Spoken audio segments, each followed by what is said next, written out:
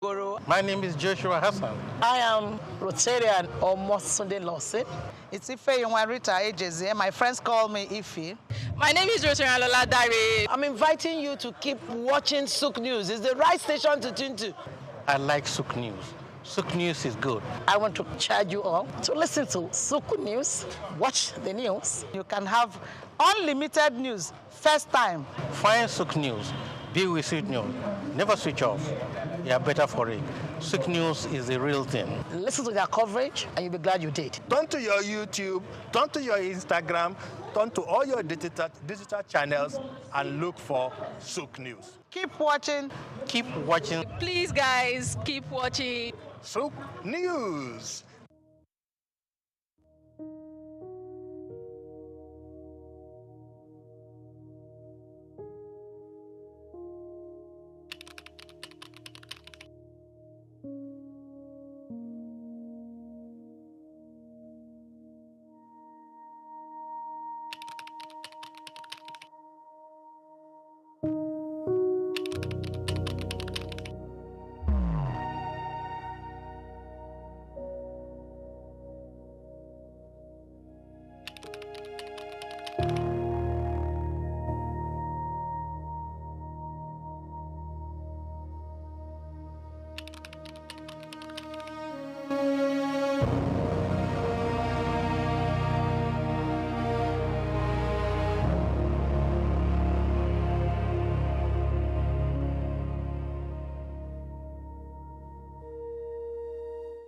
As Nigeria marks International Women's Day, the country's political leadership continues to reflect a significant gender imbalance.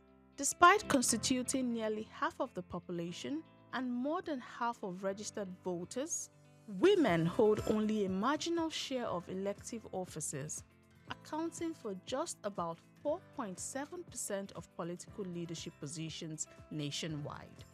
The disparity is especially glaring in the federal legislature. Women hold only about 4.5% of seats in the National Assembly. That is, just 21 out of 169 lawmakers, placing Nigeria among the lowest-ranked countries globally for female parliamentary representation.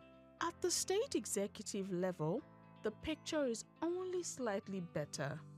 While Nigeria has never elected a female governor, women currently serve as deputy governors in 8 of the 36 states. These women represent about 22% of deputy governorship positions in the country, bringing diverse expertise from engineering to academia into state governance. The emergence of these female deputy governors represent incremental progress in a system historically dominated by men. Their leadership demonstrates women's capacity to shape policy outcomes at the state level.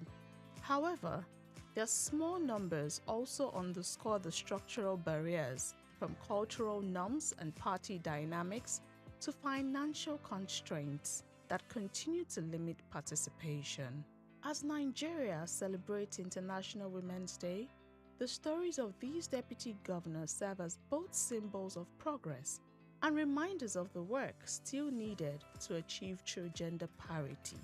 In our next episode, we shall take a look at women's representation in the Senate, which remains critically low and stands as one of the starkest symbols of political underrepresentation.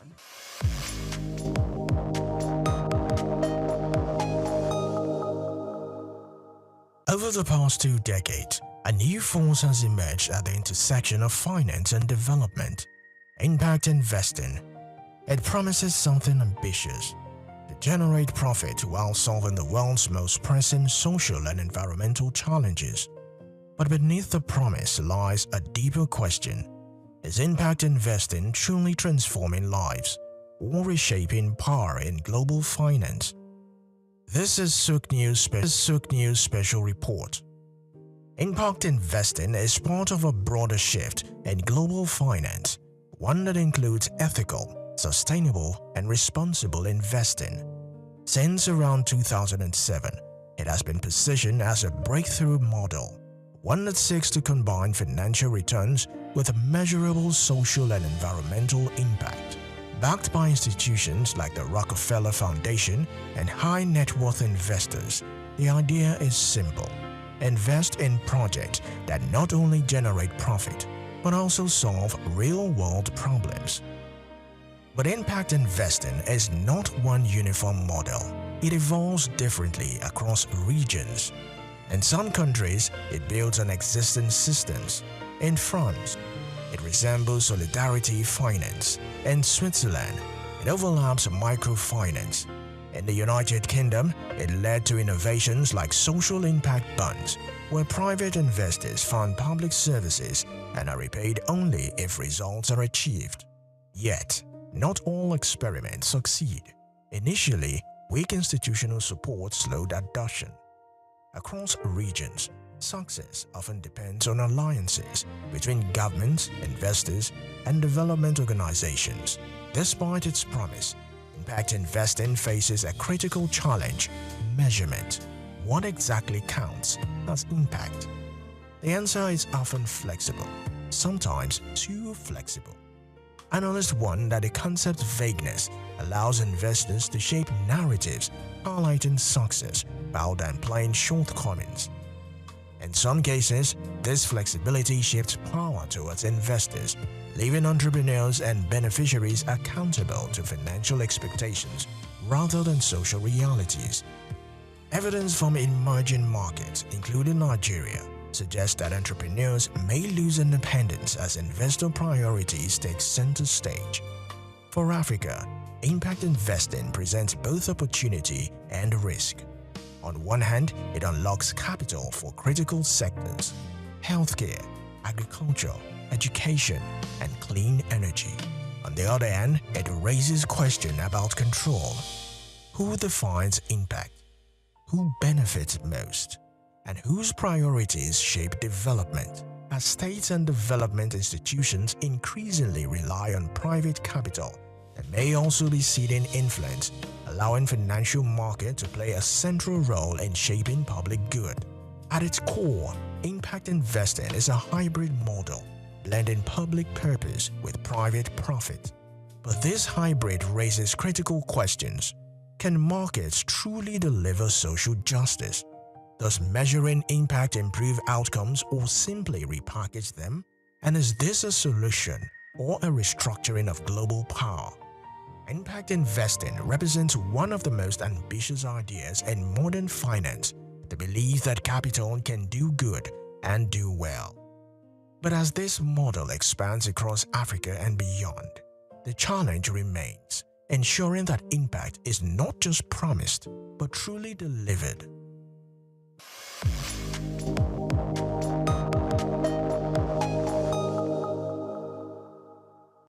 Under the bay, oh, oh,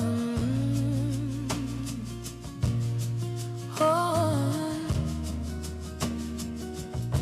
under the baobab tree, where shadows bend, the earth whispers tales, the wind. Human rights are a fundamental and universal entitlement belonging to every person by birth, designed to ensure dignity, freedom, and equality regardless of race, nationality, or status.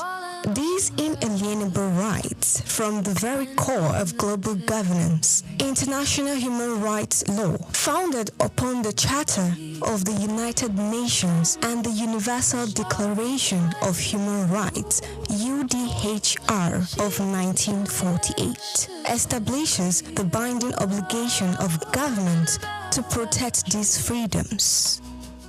A key success of this universal framework has been the continuous expansion of its legal body to protect vulnerable groups, including women, children, and persons with disabilities. This universal commitment forms the basis of this year's International Human Rights Day theme, Our Everyday Essentials, which seeks to reaffirm these principles not as abstract concepts, but as the practical foundation people rely on daily. Despite the strength of this legal foundation, challenges in implementation and new complexity result in an uneven global landscape. Millions are facing a critical lack of access to basic needs such as food, water, health, education due to persistent poverty and entrenched inequality. Recent World Bank estimates indicate that approximately 817 million people are currently facing extreme poverty, underscoring the severity of this implementation gap. Rapid advances in technology and digitalization also present novel hurdles concerning surveillance and privacy.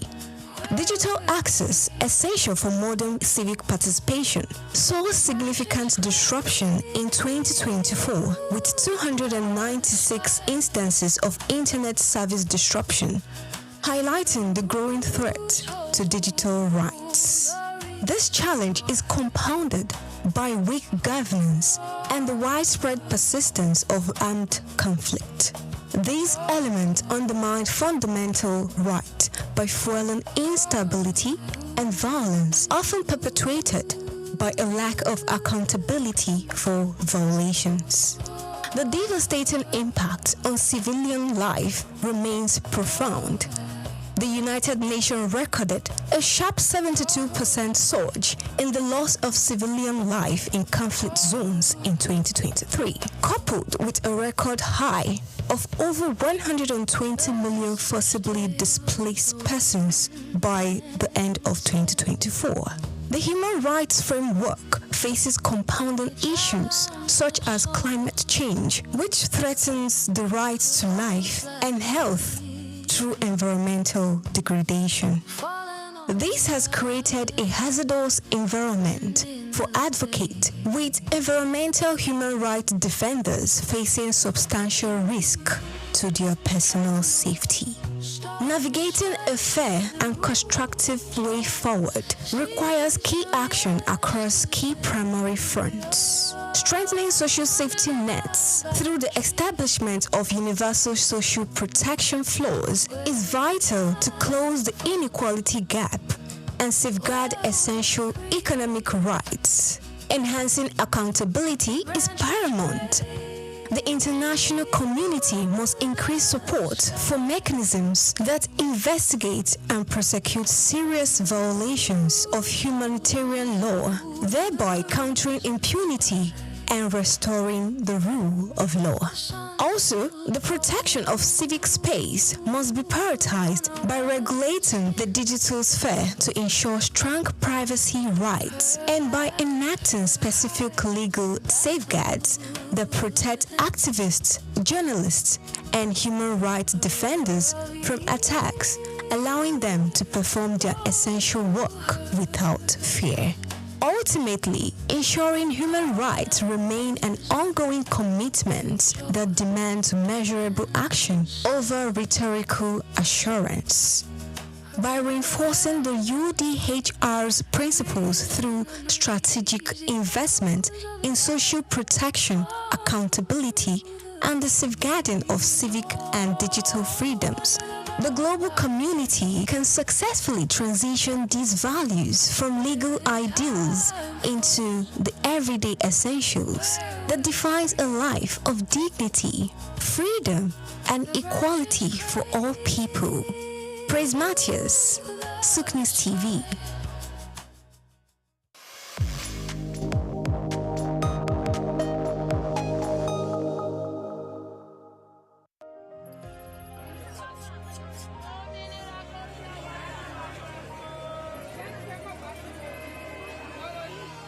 Hello Lagos, make we yarn.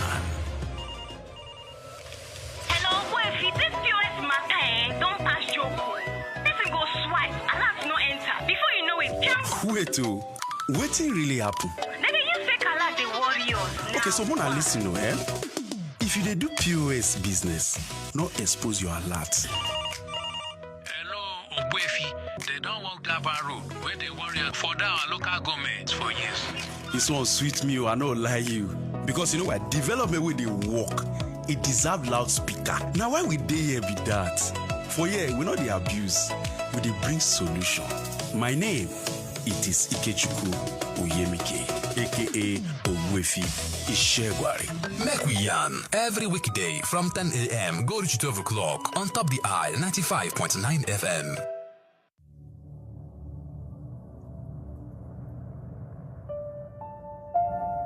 It begins with the ordinary. A shopper walks into a supermarket, picks a product from the shelf, marked 2,000 naira, and gets to the counter only to be told it costs 2,400 naira. To most Nigerians, it's just another frustrating moment at the checkout. But to the Federal Competition and Consumer Protection Commission, FCCPC, it's a violation, one that captures the complex realities of consumer rights and fair competition in Nigeria's fast-moving consumer goods sector. Between March and August 2025, the FCCPC recorded 1,543 consumer complaints within the FMCG sector, the second highest across all industries during that period. The complaints range from deceptive marketing and product defects to poor disclosure of terms and delayed complaint resolution. The FMCG industry, known for its quick turnover and intense price sensitivity, remains one of Nigeria's most competitive sectors. Yet, beneath its vibrancy lies a network of compliance hurdles and market pressure points. Bayo Olaoye notes in this special report that the FCCPC continues to face tough challenges in maintaining balance between regulation and market realities. He explains that some trade associations allegedly adopt restrictive practices such as uniform pricing, high membership fees, and entry barriers, which can distort fair competition if unchecked. In one notable case, he recalls, the FCCPC sealed a supermarket in Abuja in February 2024 after discovering discrepancies between displayed prices and checkout charges, a clear case of deceptive pricing. According to Olaoye's analysis, Nigeria's Federal Competition and Consumer Protection Act, FCCPA 2018, provides the strongest legal foundation for consumer rights protection in the country. The Act guarantees the right to safety, requiring that all goods and services sold to the public be safe for ordinary use. Unsafe products must be withdrawn immediately once identified. It also guarantees the right to information, ensuring that consumers receive accurate details about price, composition, quantity, and use conditions before purchase. Where goods turn out defective, the consumer is entitled to repair, replacement, or refund. Sections of the FCCPA further prohibit false representation, bait advertising, and exaggerated claims, with sanctions reaching up to 10% of a company's annual turnover. Olaoye points out that state agencies such as LASCOPA complement FCCPC's efforts, helping consumers access information, redress, and awareness of their rights. Despite these laws, FMCG companies operate under immense economic strain. Rising inflation, forex shortages, and unpredictable input costs have made compliance increasingly difficult. Several multinationals have either scaled down or exited the Nigerian market, citing high operating costs and regulatory pressures. Still, as Olaoye observes, consumer protection and fair competition remain non-negotiable principles for any healthy economy. In 2023, the FCCPC fined a multinational FMCG company $110 million for abusing market dominance and stifling competition. Olaoye highlights the case as a major signal of the Commission's resolve to hold both local and foreign players accountable. Olaoye argues that compliance should not be viewed merely as a legal requirement, but a strategic business investment that strengthens consumers' trust and market credibility. He recommends that FMCG firms integrate compliance clauses into contracts, conduct regular audits, and maintain transparent pricing practices. Predatory or collusive pricing, he warns, can damage reputation and attract severe sanctions. The way forward. For Nigeria's FMCG sector, the path forward lies in collaboration, transparency, and innovation. Olaoye concludes that legal practitioners and compliance officers must continue to bridge the gap between policy and practice through staff training, regulatory monitoring, and transparent communication. I'm Moyosore Adibi, SOUQ News TV.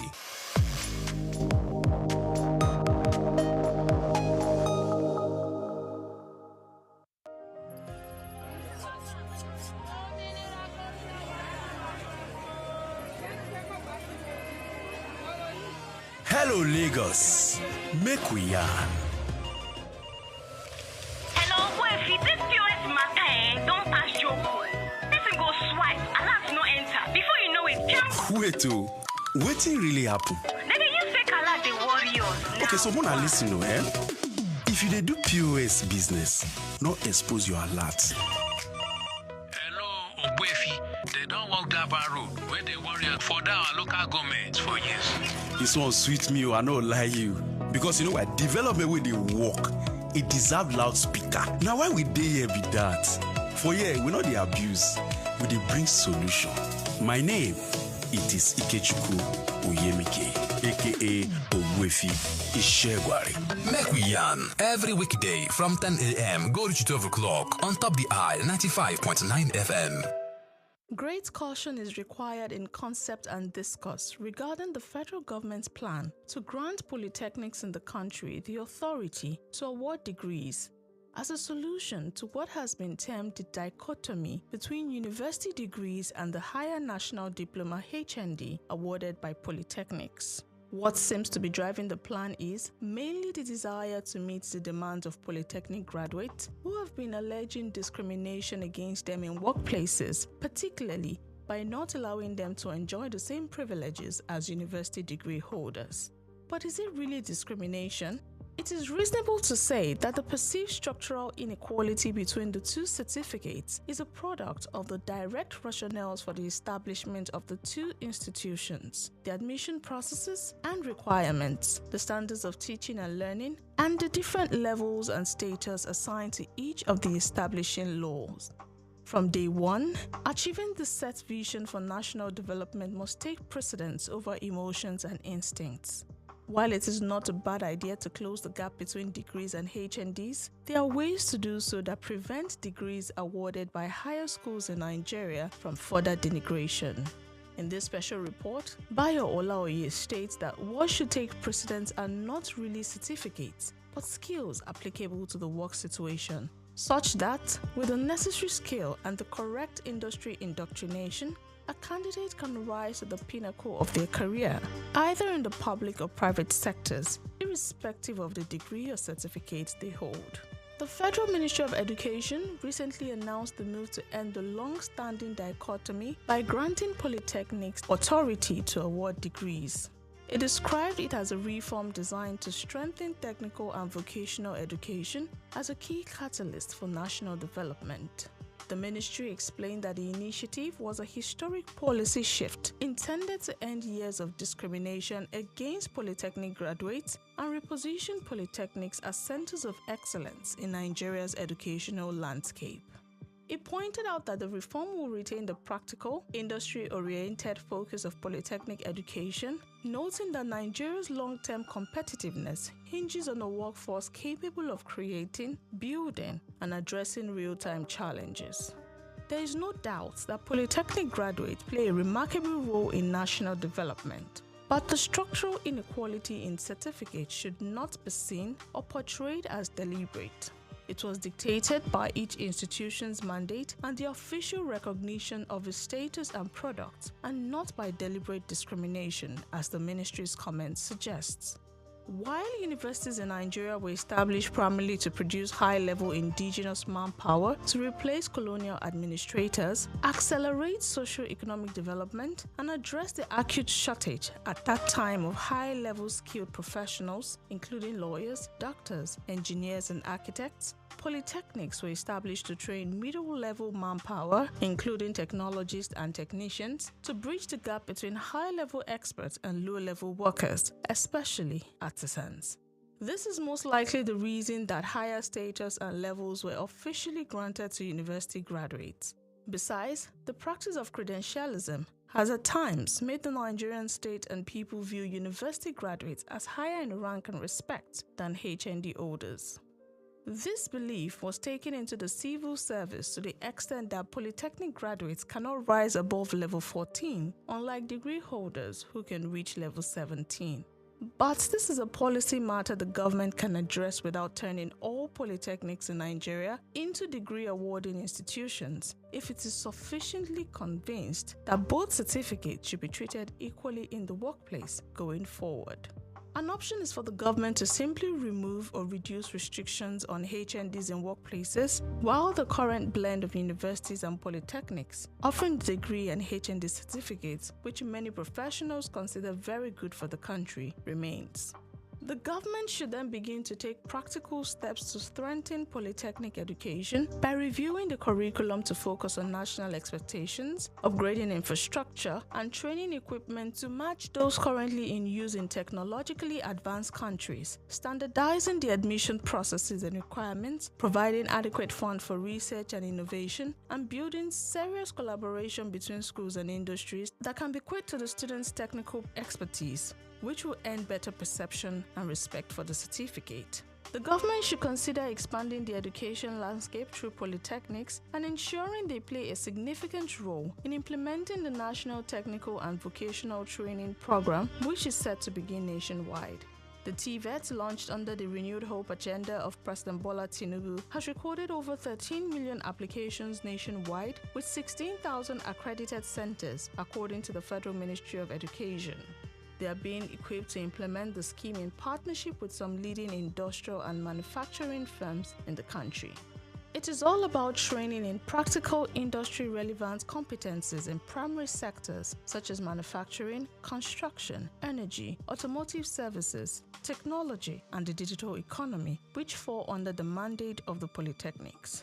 Another option is to review the admission processes and requirements that make it difficult for HND graduates to acquire a university degree and enjoy the privileges given to holders of university degrees in the civil service and other workplaces.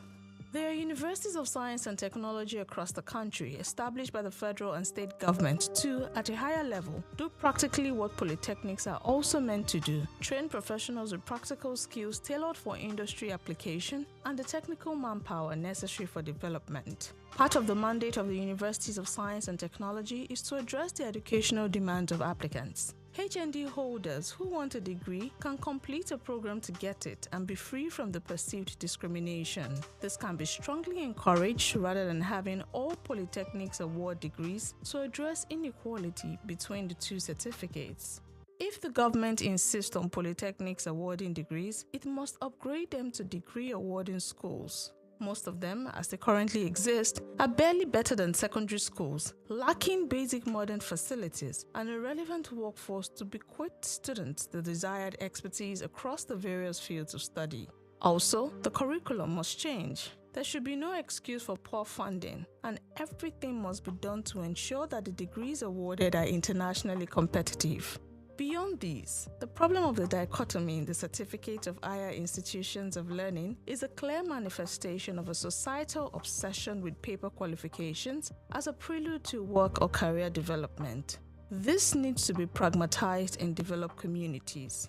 What should take precedence are not really certificates, but skills applicable to work situations, such that, with the necessary skill and the correct industry indoctrination, a candidate can rise to the pinnacle of their career.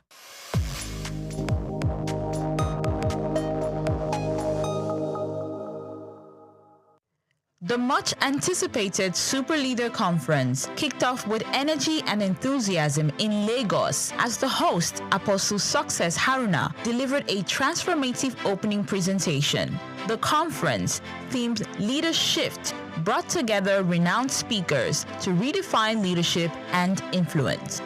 The first speaker set the tone, emphasizing the essence of a super leader, one who communicates effectively, provides resources, recognizes both the strengths and weaknesses of others, and supports them rather than feeling insecure.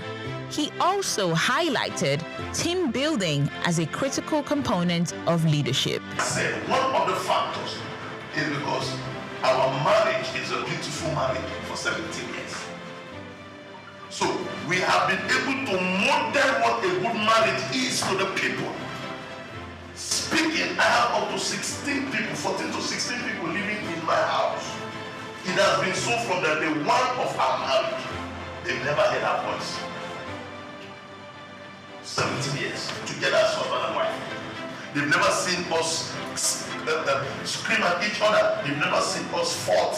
They've never seen us argue and they're hearing our voices outside. In 17 years of marriage, with the number, we have never had less than 10 people live with us from the day one of our marriage until this present moment. So what you model as a leader is easily communicated to your subject. That's where The second speaker, Emeka Anslim, stressed that leadership is not about appointment or selection, but about direction. He illustrated this with an analogy. You've created freedom to learn other things. Seeing that he's going to learn again while others teach. When he comes back on top again. Right? Transfer yourself in people so they can take up tasks for you. When you raise leaders, you gain far more people than you can ever imagine in this world. Raise leaders, transfer your values, your nature, your culture into people. This is so important. This is so important. One of the ways by which we become an effective leader. Produce people after your kind. That's what God even commanded. Produce people after what? Produce after what? According to him, effective leadership attracts followership by sustaining the interest of those who believe in and depend on a leader's vision. He emphasized vision, uniqueness, innovation, and creativity as core pillars of leadership. Adding a touch of humor and engagement, the third speaker, Ambassador Victor Walsh Oluwafemi, led participants in a brief exercise before moving into his presentation. He focused on leadership as influence, referencing key individuals who have impacted lives in diverse ways. He reminded participants that learning and education comes at a cost, making the convener's fee gesture invaluable. And I grabbed that message that leadership is influence. Yeah. You can influence people either positively or negatively. And the question I ask people that what has been your influence? What have you been able to do in people's life? Are you able to influence them positively or negatively?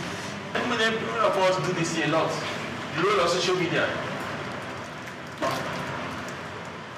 That people as a leader, you need to be conscious of how you portray yourself on social media, right? That's why I went on that handsome man, uncomfortable.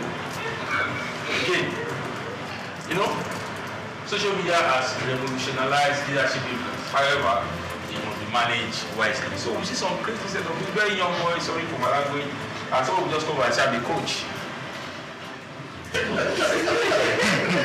Of influence. He also advised leaders to be strategic, particularly in the use of social media, emphasizing the importance of knowing when to. The conference was amazing. Leadership was the real deal. You know, it was content rich. All the speakers were very impactful.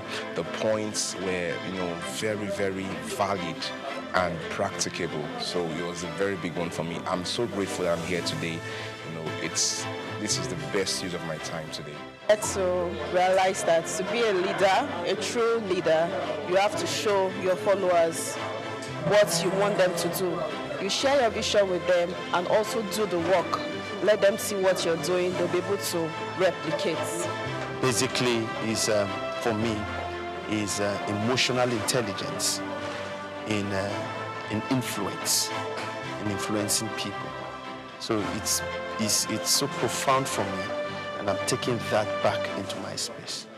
The third speaker, he got to identify some types of leaders, and one of them was a transformational leader. That was really awesome. Like, I'd like to be a transformational leader, one that leads and then leave a mark when I'm gone. Yes. And reassess. The conference wrapped up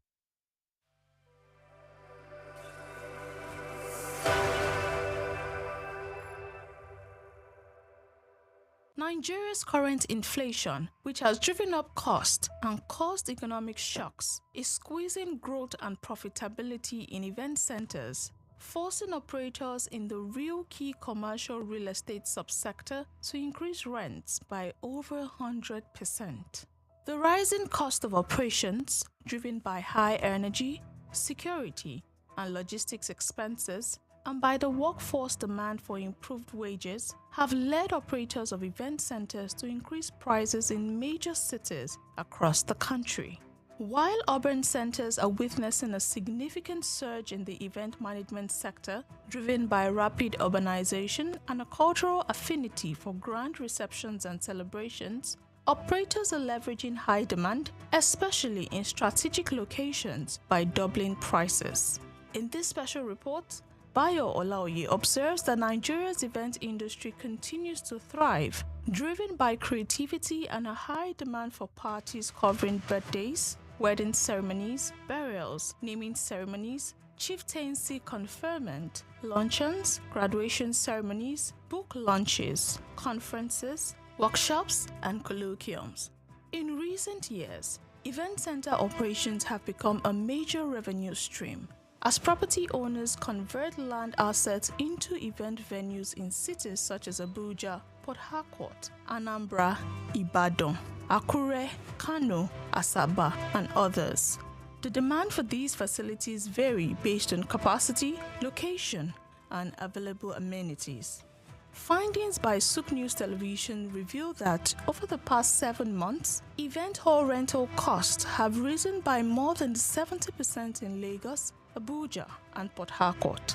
A 30-capacity conference room, previously rented for 100,000 naira, now goes for between 150,000 naira and 200,000 naira. A 300-capacity hall, formerly priced at 200,000 naira, now costs about 400,000 naira, while a 500-capacity hall has increased from about 4 million naira to 5 million naira.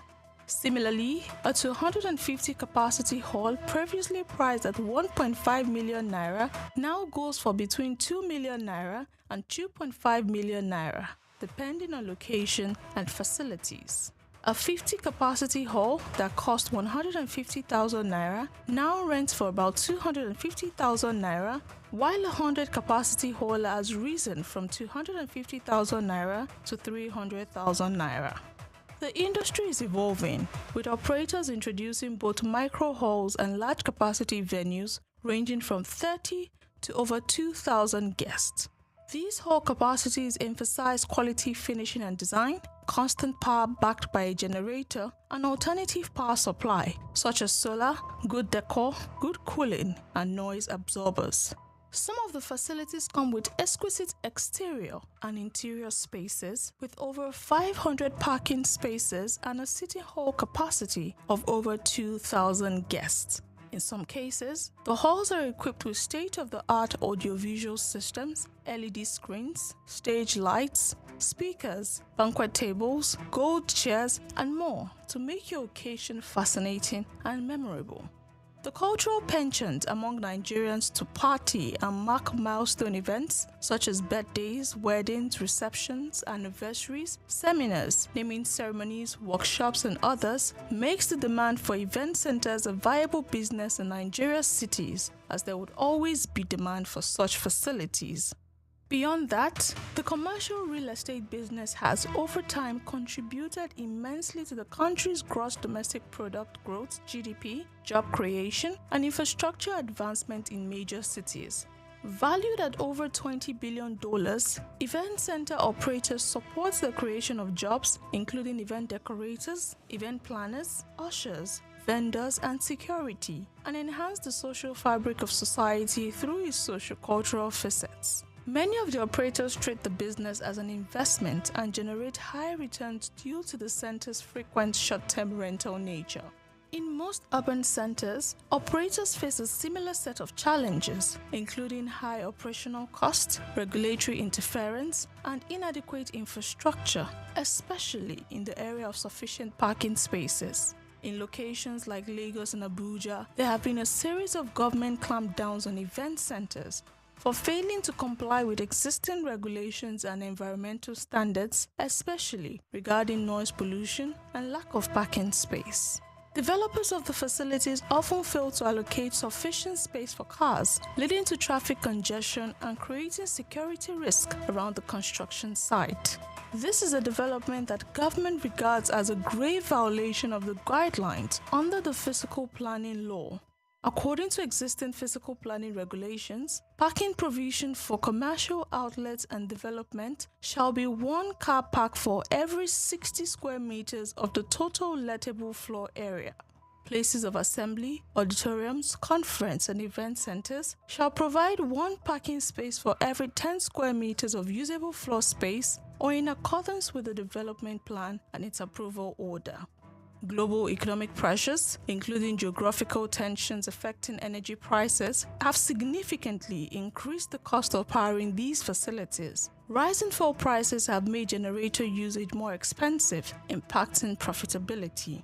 Also, trends recorded include surging maintenance costs for facilities, including lighting and sound equipment. Some operators regularly experience faulty air conditioning systems, poor ventilation, and inadequate lighting, which hinders smooth service delivery. But operators justify price hike amid rising costs. An event center operator in Lagos, David Juku, said that the cost of diesel alone has increased by over 100%, forcing operators to adjust pricing. This, he said, is in addition to other costs of providing efficient services for clients, which have also doubled. He added that to sustain the business, operators have had to increase the cost of renting event spaces. He noted that the increase may not be significant for operators, given that many facilities rely on central air conditioning systems, which consume large amounts of electricity and diesel. Juku said that operators now focus on ensuring the clients have sustainable venues for weddings and other celebrations by offering a variety of options. On power supply, he noted that some operators are investing heavily in solar energy. Although still expensive, he said it helps to supplement the national grid to ensure uninterrupted service delivery, noting that no client wants an event disrupted by erratic power supply. Juko also appealed to the government to support operators with special funding schemes to help expand their businesses and enhance the sector's contribution to the national economy.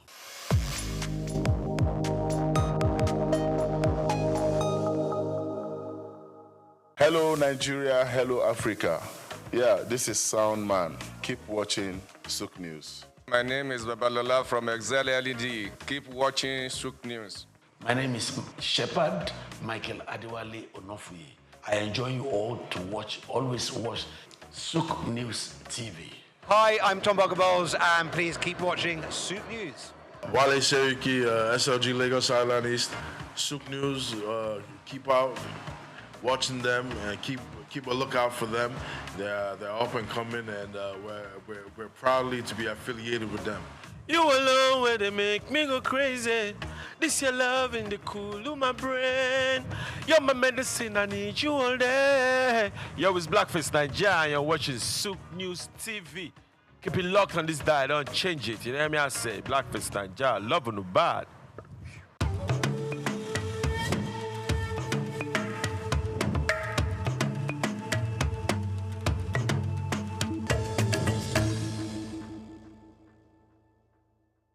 Welcome to Words of Our Fathers, where we highlight and appreciate sterling words used by our forefathers centuries ago to make the world a better place. These words are unique and they are everlasting. We must appreciate them and we must use them constantly to make our society better. Today, we'll be talking about a proverb that says, even an ant can hurt an elephant. It's obvious. Even an ant can hurt an elephant. In other words, we should not underrate anybody. We should not look down on anybody. We should appreciate the talent and significance of every part of the society. The organizer is important. The messenger is important. The driver is important. The street sweeper is important, just as the politician. So it applies to everyone. It applies to all sectors of the society that we must be tolerant, we must be patient, we must acknowledge the strengths and the talents of others. We should not be self-conceited or self-opinionated because we think we have an advantage. So, an ant can horse an elephant. You better be careful. The words of our fathers are words of wisdom. I am Bayo Olaoye.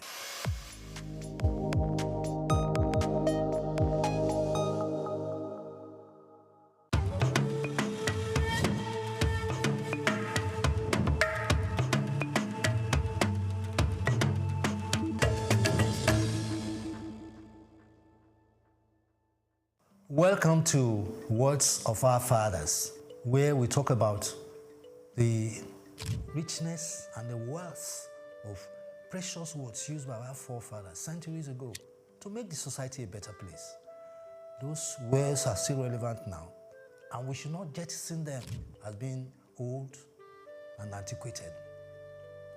Today we'll look at a proverb that says, if the calabash owner says that his calabash is worthless, others will join him to use the calabash to pack rubbish. It's talking about good character.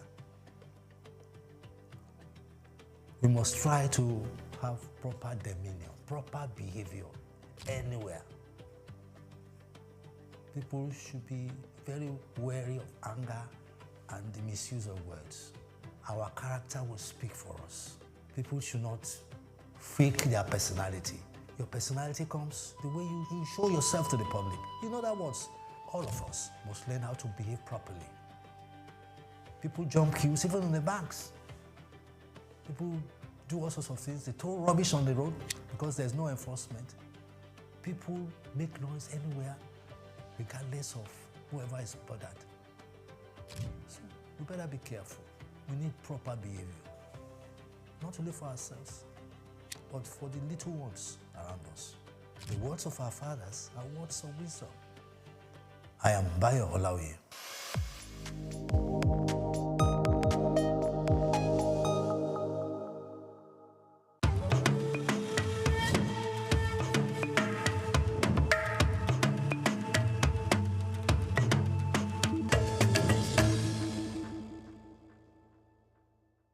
Welcome to Words of Our Fathers. Today, we'll be looking at a proverb. When the music changes, so does the dancing. What does this mean? It means that we must change. There must be change. Change is necessary in society. For companies, for individuals, for communities, for firms, for organizations, for the country itself. In the business world, there's something called diversification, where a company decides to either change a brand or go into other brands or go into other areas of manufacturing. For an individual, there's a need to change, the need to train, the need to develop one for the future. For communities, there's need for change. You need to build roads, you need to have water supply, you need to have electricity. One cannot just sit down and fold its arms thinking something will fall from the skies. We must endeavor to change. We must endeavor to initiate, create. So as we begin today, let us consider change. Let us consider new initiatives that will make life better for our people. The words of our fathers are words of wisdom. My name is Bayo Olaoye.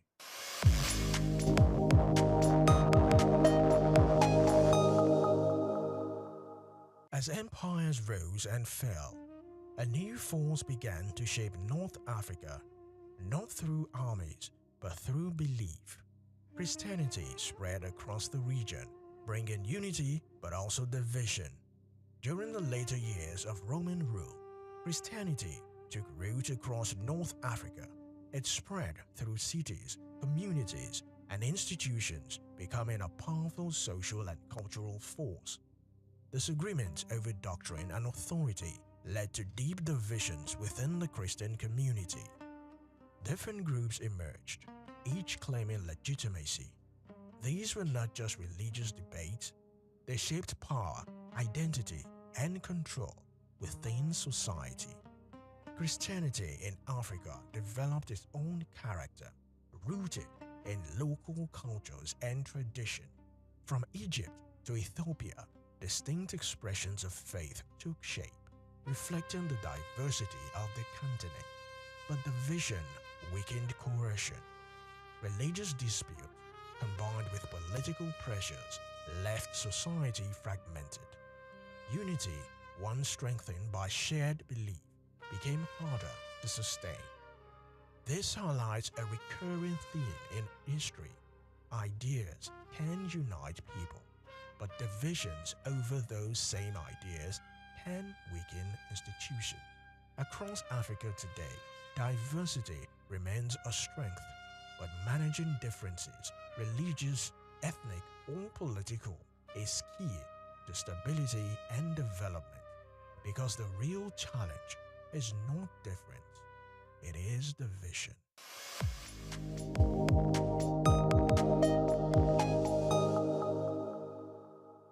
For centuries, Rome ruled North Africa, bringing order, infrastructure, and integration into a vast imperial system. But this period was only an interlude, not a permanent transformation.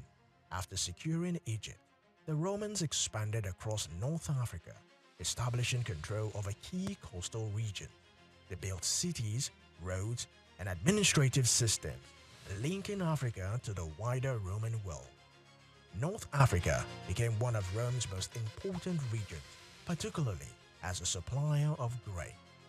Roman rule introduced structured governance with taxation, law, and military presence ensuring stability. Urban centers grew, trade expanded, and the region became deeply embedded in imperial network. But Roman control was not absent beyond the coastal zone. Many inland areas remained outside direct rule. Local populations retained their own system, highlighting limits of external control over vast African territories. Over time, the strength of the Roman Empire began to weaken. As central authorities declined, so did its grip on North Africa. The structures Rome built could not sustain themselves indefinitely without the power that created them. This period reveals an important pattern. External systems can introduce structure and growth, but long-term stability depends on internal resilience. Across Africa today, questions remain about sustainability. How durable are systems that rely heavily on external influence or control? Because history shows lasting development is not imported, it is built from within.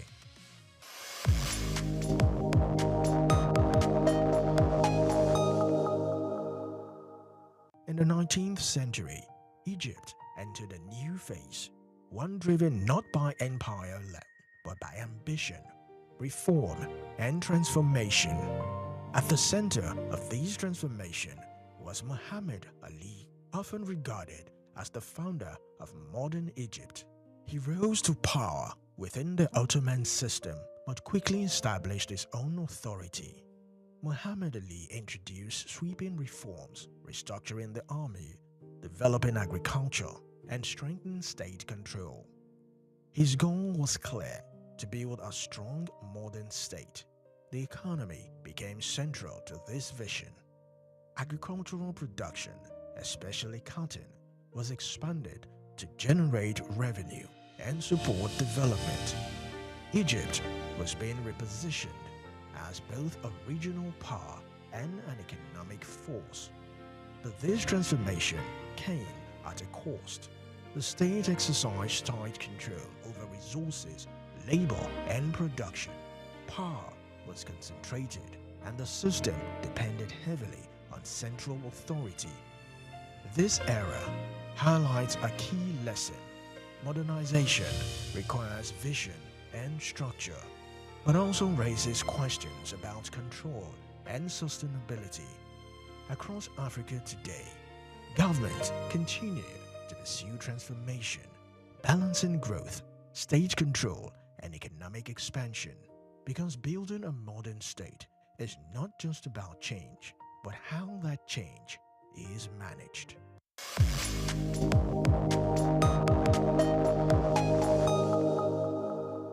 In West Africa, a movement emerged, driven not just by power, but by belief, reforms, and conviction. In the early 19th century, a scholar named Usman Dan Fodio led a movement that would transform the region. He called for religious reform, challenging existing systems and leadership. What began as a reform movement soon grew into a wider campaign, spreading across large parts of West Africa. It led to the establishment of a new political and religious order, the Sokoto Caliphate. The new system combined faith and governance, creating structures that organized society under shared principles. Leadership, law, and community life were closely linked. The movement brought change, but also conflict, as existing systems were challenged and replaced. Transformation came at a cost, as competing visions of authority clashed. This era highlights a key dynamic: ideas can reshape society, especially when they are backed by organization and momentum. Across Africa today, movement, religious, political, or social, continue to influence governance and development. The question is how they are managed and what outcomes they produce, because ideas are powerful, but how they are applied defines their impact.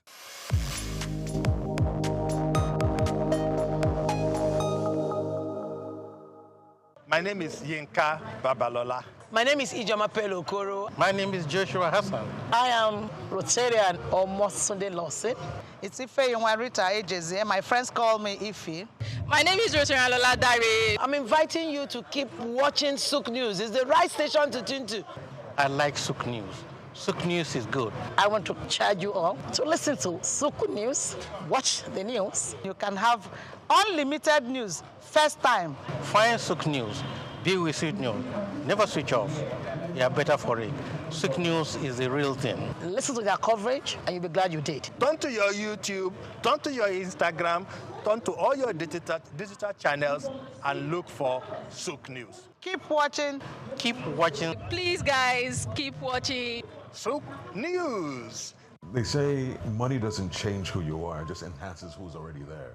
So if you're living your life a certain way, let's say you're just blowing money, you're buying drinks, you're buying drugs, what is the money going to do? Is that going to change you or elevate you or just make you spend more money in that area? Why the reparations? That's my question. Well, what is it going to do? Well, you believe that Europe and America should do more for Africa? Well, in what way?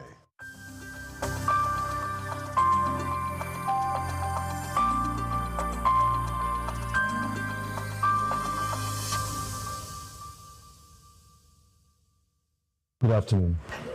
You know, when I heard you in our studio, what caught me was your voice. I'm really attracted by your voice. But let's start the discussion by getting to know you. Can you run us through your career and the kind of person that you are? Okay, my name is Lord Frank. I'm a voiceover artist and actor. I've been in the industry for a little over a decade now. And I have done everything from movies, TV series, and I've even been on radio for a little bit. Majority, I do voiceovers, and I produce adverts. Voiceovers, what does that mean to the ordinary man? Voiceovers are when you just have your voice, nobody sees you, but they can hear your voice on maybe ads on TV or on radio. So you must be into advertising, marketing, communications? That's correct, yes. What's been your experience? It's been okay so far. It's been okay so far. You know, there's been ups and downs here and there, just like anything else, but it's been okay so far. Not this American accent. Has it got to do with your training? Yeah, a little bit. Tell us about your training. Well, I stayed in the States for a little while, close to 20 some odd years. And I did a couple of courses in terms of radio and TV production. I'm sure you know Hollywood. Yes. Have you had any relationship with Hollywood at all? Not really. Do you plan to? I did at the time.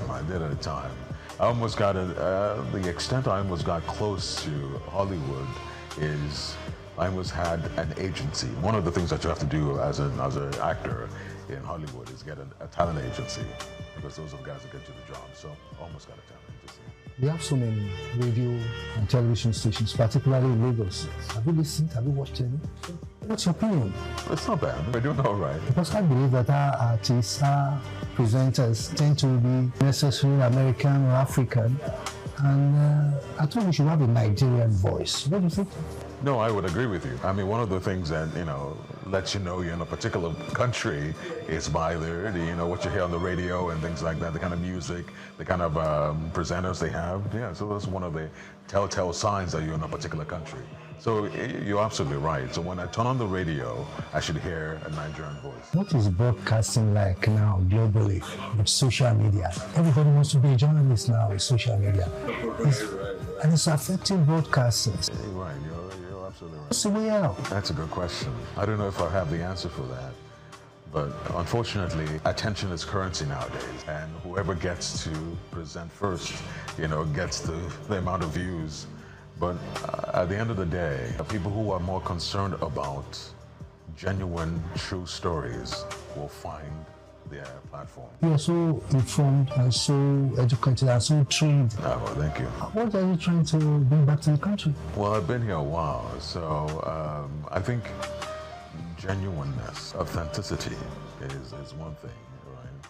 I believe strongly, and that's what I was telling someone earlier, I believe strongly that no matter what you want to show the world, the most important thing is the vehicle that you're using to present it to the world. We could be as Nigerian as we want to be, but the production value has to be as quality as anything, was what everybody's used to. Let's talk about branding. Okay. Seems like everybody wants to brand. Yes, yes. Is it the right way to go about it? Or do you use the media? What has branding got to do with it all? I believe branding sells, If you believe you have something unique, something that nobody else has, brand it, brand it, because that comes with a whole lot of things. I think people look at you different when you have a brand. Now we're talking about climate change. Yes. In this part of the world, we seem to be far behind.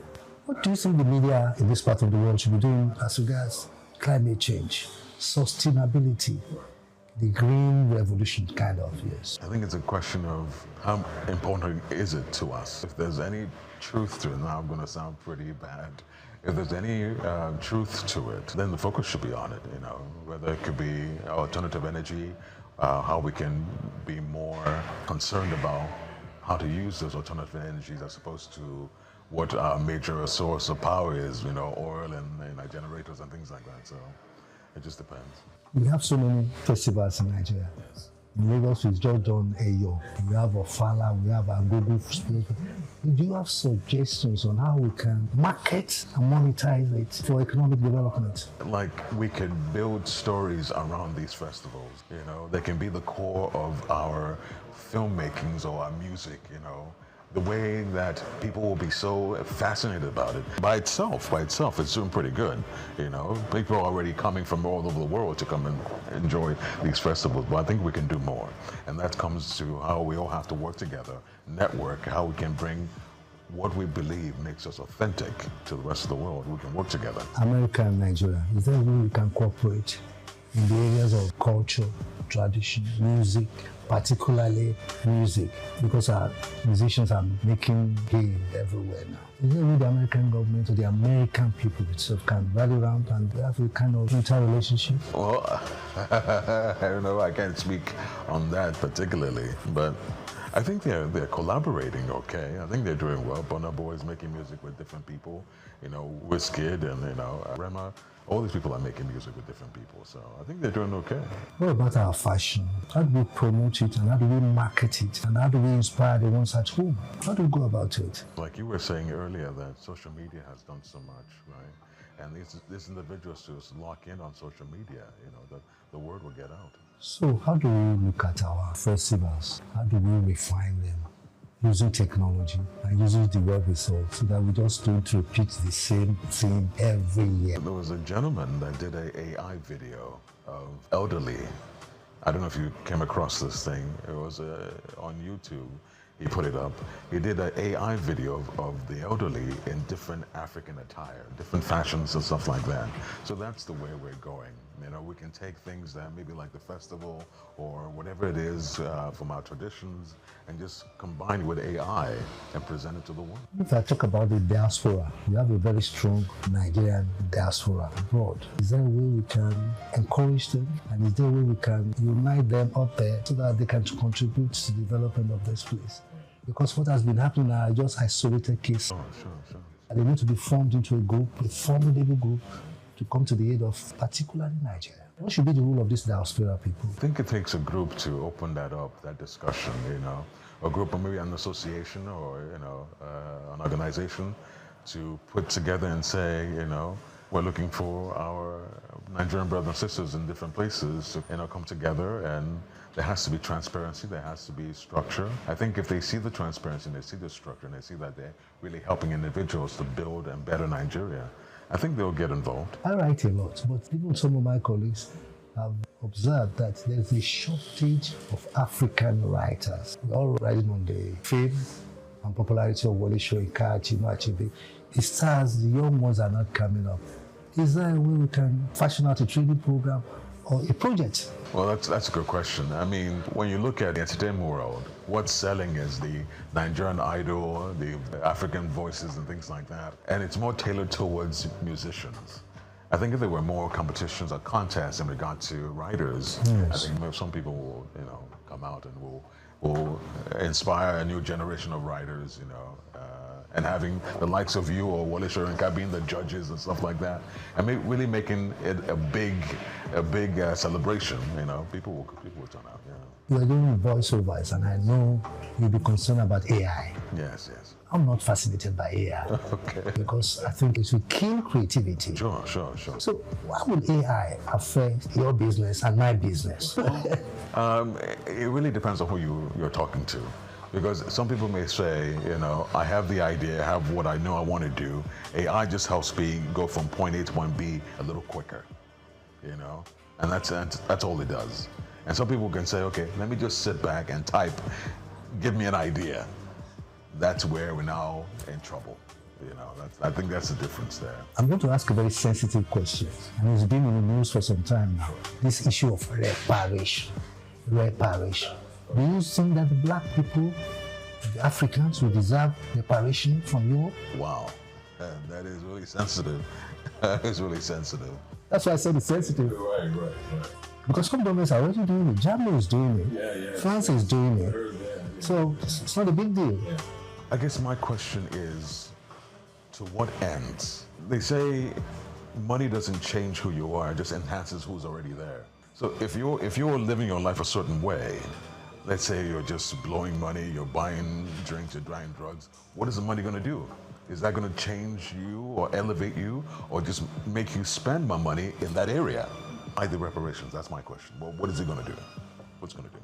Because there's so many individuals that are excelling, even way before we were going to talk about this day and age. Back then, a long time ago, there was a place called Black Wall Street in New York. I think it's in New York.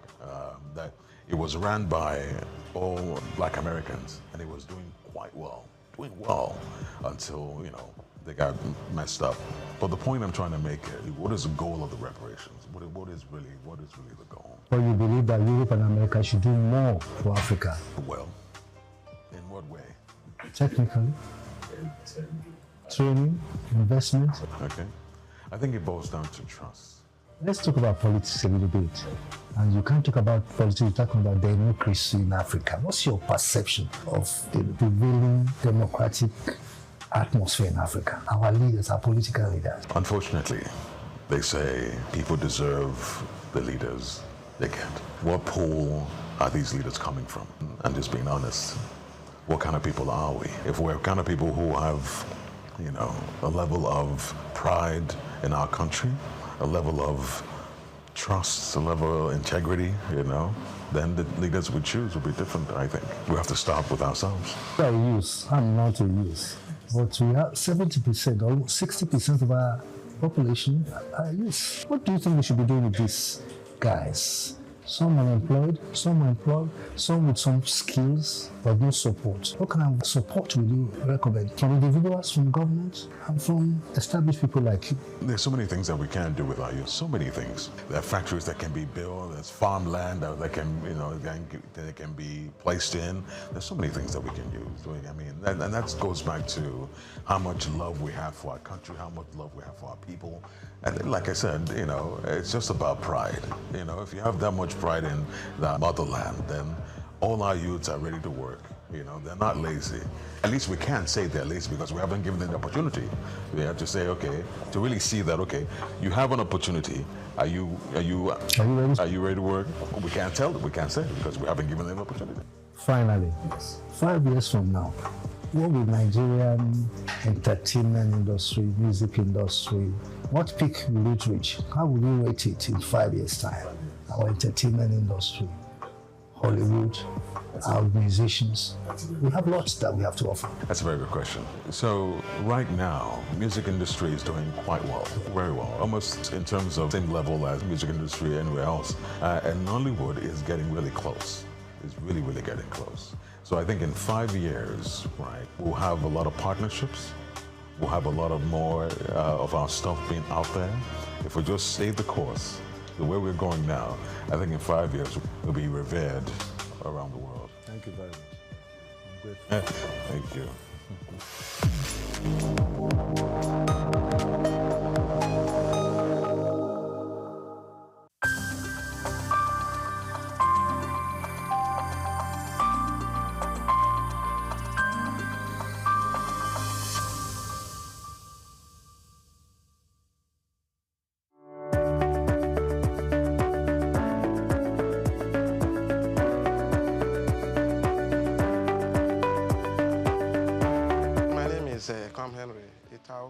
I'm from Akwa Ibom State, Eke local government precisely. My primary school at Akwa Ibom Church Primary School, so young Eket, where I grew up in the early 70s. I moved into government secondary school at Eket. I finished my school set in 1981. It was a jolly good experience. Before I moved over to Lagos, where I did my higher school, Federal School of Art and Science, Victoria Island. And from where I took my JAM, then I got admission to study English and literary studies in the great University of Calabar. Growing up was fun, education was fun. We enjoyed the bits of our life, all we went through there, from primary to secondary school, the dormitory life, my friends, my colleagues.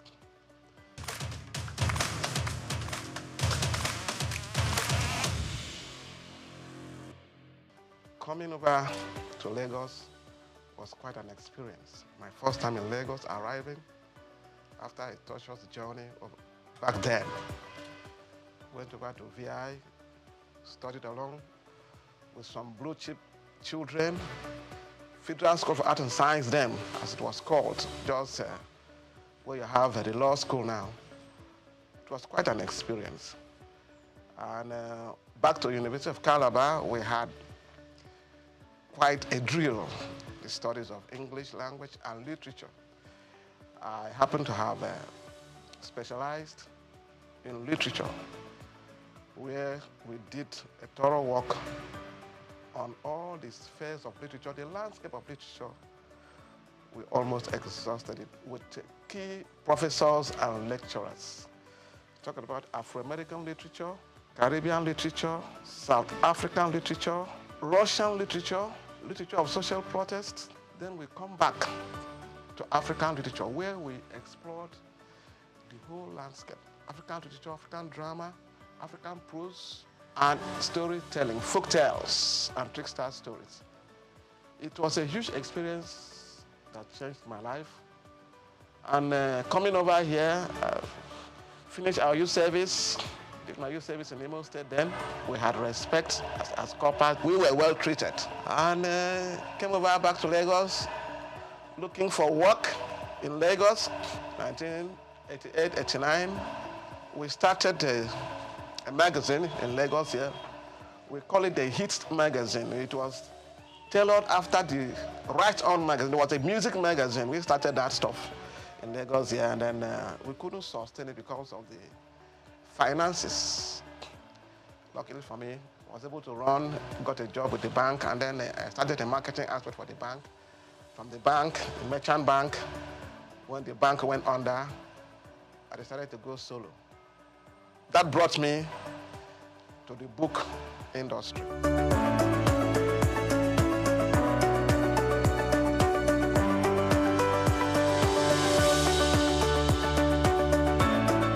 I have always had this passion for books, right from my primary school to my secondary school. My mom was a teacher, a successful teacher. We were encouraged to read books. We used to hide ourselves in the libraries, my local government libraries. So when I got admitted to the University of Calabar, all our long vacations, we were always found in the library. Of course, there was no GSM then. The library was our contact space, where we go to the library to get information about when the school is going to resume, because apart from news, radio, and all that, you may not know when the school is going to resume. But when you meet with your friends, you know, in the library there, we meet with some other undergraduates, Uniben, SOUQ, Ife, some of our friends who were studying there, who came home for long vacations. We interact with them, and before you know it, we hear, you people are going to resume this, that, and that's how my passion for books gets strengthened. When we resume schools, we exchange novels. We look for novels to read. We look for African writers series. We look for Headley Chase. We look for exotic books. We started collecting books. When we finished reading, we shared the books to our friends. We talked about the books, and from there, we were able to explore the world. We sat down in the library and we knew what was happening in the apartheid South Africa. I did so much about the history of South Africa. I read about the Zulu aftermath. I read about the Mau Mau Wars, the challenge of colonialism, the pro-colonial times. I had a good teacher who taught me history in the secondary school, Miss Tooten. He did a yeoman's job. He led us through the whole spectrum of West African history. West African history by Adekunle Aromo-Laran. We talked about the Oyo Empire, Songhai Empire, Timbuktu, the Great Mali Empire. You know, all these things stir up our curiosities.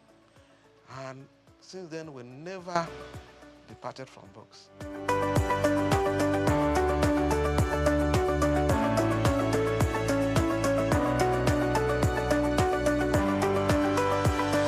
We have worked in close association with the Institute of Public Analysts of Nigeria, IPAN. These are people that do analysis for products, water analysis, analysis of waste and effluent, radioactive activity, food and drug analysis. We have worked with quality control experts across the industries. We have worked with establishments where they do root crop research. We have worked with the pharmaceutical research industries, medical research bodies, malaria research establishments, cancer research establishment. These people look for us for specialized information in the management of special disease and treatment in oncology. People in the area of traditional medicine, alternative medicine, natural medicine, they look for it. We are partnering with the Nigerian Institute of Science and Technology, Institute of Natural Medicine in Victoria Island, to work with them in the area of the development of herbal medicines in Nigeria. We have books we partner with them to promote. You see, medicinal plants from eastern Nigeria, medicinal plants from the northeast, medicinal plants from the southwest, medicinal plants from the south-south. We market these books for people who want to know. No, we are working now on the production in partnership with relevant institute of the Nigerian Pharmacopoeia. We know about the British pharmacopoeia. We know about the American pharmacopoeia, the Japanese pharmacopoeia, and herbology. We are working towards having the Nigerian pharmacopoeia. This is going to be a compendium of materials that talks about medicinal plants of value, medicinal plants that have healing properties. We are working with specialists, pharmacognosy, phytochemists, and by God's grace, this is going to come into fruition. We partner with the Pharmaceutical Society of Nigeria and all kinds of health bodies that we can't even mention. So many of them invite us for their annual conferences, which is rotated across different states in different years across the nation. So we've traveled, and in most of these conferences, you have experts, deans of faculties, heads of departments that reach out to us with informations in books and journals that are relevant for their students and for their practitioners. We don't only market reference books and textbooks in all fields of study, all fields of human endeavor. We also market relevant journals, research journals, peer-reviewed journals in sociology, in psychology, in law, research journals in oncology, in public health, community medicine, in nursing, research journals in nutrition and dietetics, food science, international relations. We partner with the Nigerian Institute of International Affairs in Victoria Island. We have key journals in world affairs, African affairs, and these journals will help them to distribute to all relevant establishments and departments that need it. So it has been a great job, very taxing and exciting.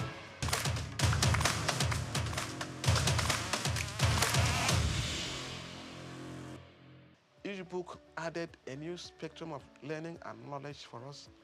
When we got into literature and poetry, we explored a whole lot.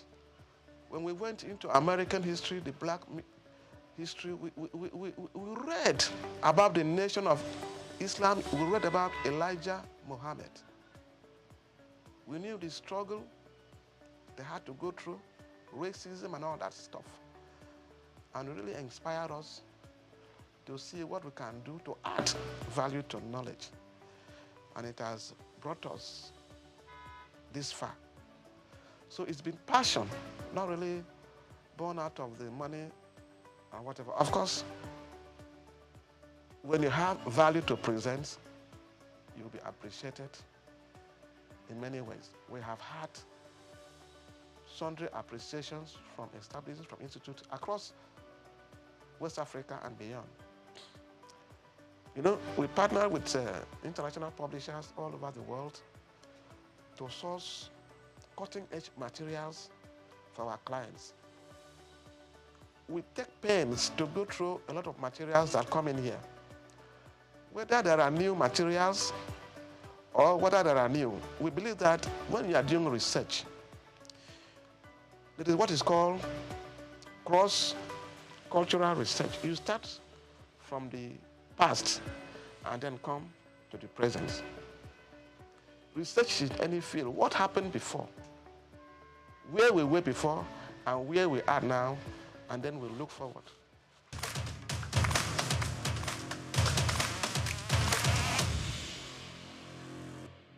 So we have a lot of materials for our clients, and we are on an endless journey of search. When we started this business, we came face to face with HIV. We go after books on HIV and AIDS. We got them across our clients and our readers. As we went further, Ebola came, and we sourced for materials for medical virologists. It's a virus. Clinical virology, we gave the books to them, and they were very happy. We got the materials. We did what is called public health awareness to get the people assured that these things are preventable. That is not the end of life. You see, when you have the information, you have the confidence to practice. You are not scared of whatever. Whatever is coming in probably had happened before. All we need is for new information to combat the emerging diseases. There are journals that deal with emerging infectious diseases. We provide these materials for practitioners, and it has served the purpose over the years.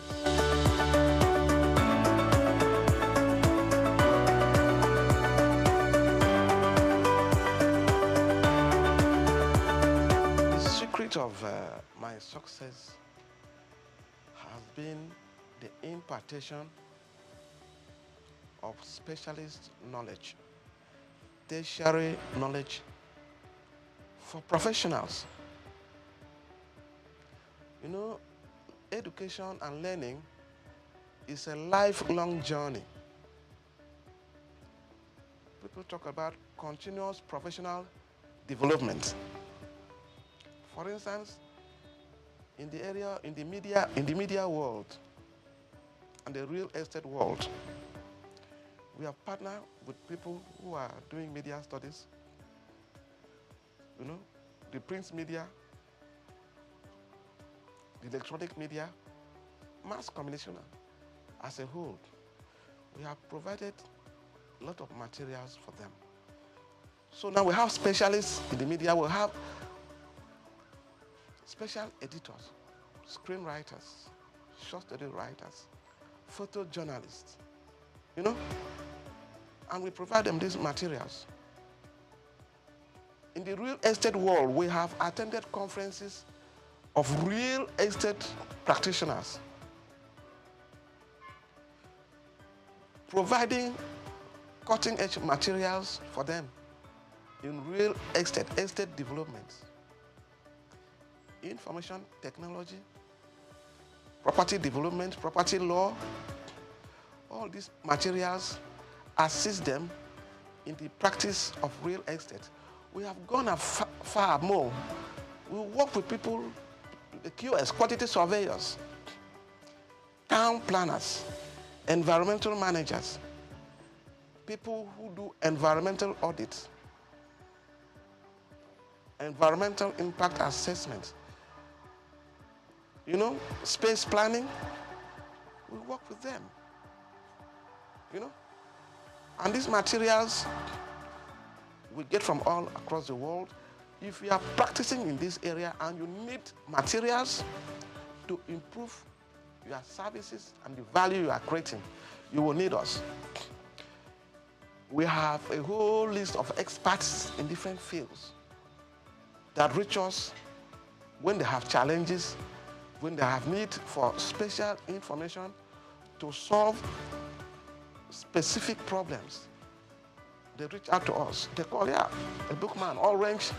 We need books in this area. For instance, we had the former Minister of Health, that great woman, Gonja Iwala. She will always call us, look, Orange, we need books on international economics. And we used to give her books on international economics. And many other experts like that. We have books for people who are doing radioactive interventions, people who are doing environmental management, people who are doing analysis, food analysts, all over the spectrum. We provide books for them. Food engineering, we give them books on food, contaminants, food additives. These are not books to just go to anywhere and get. We have been able to interface with them, Nigerian Institute of Food Science and Technology.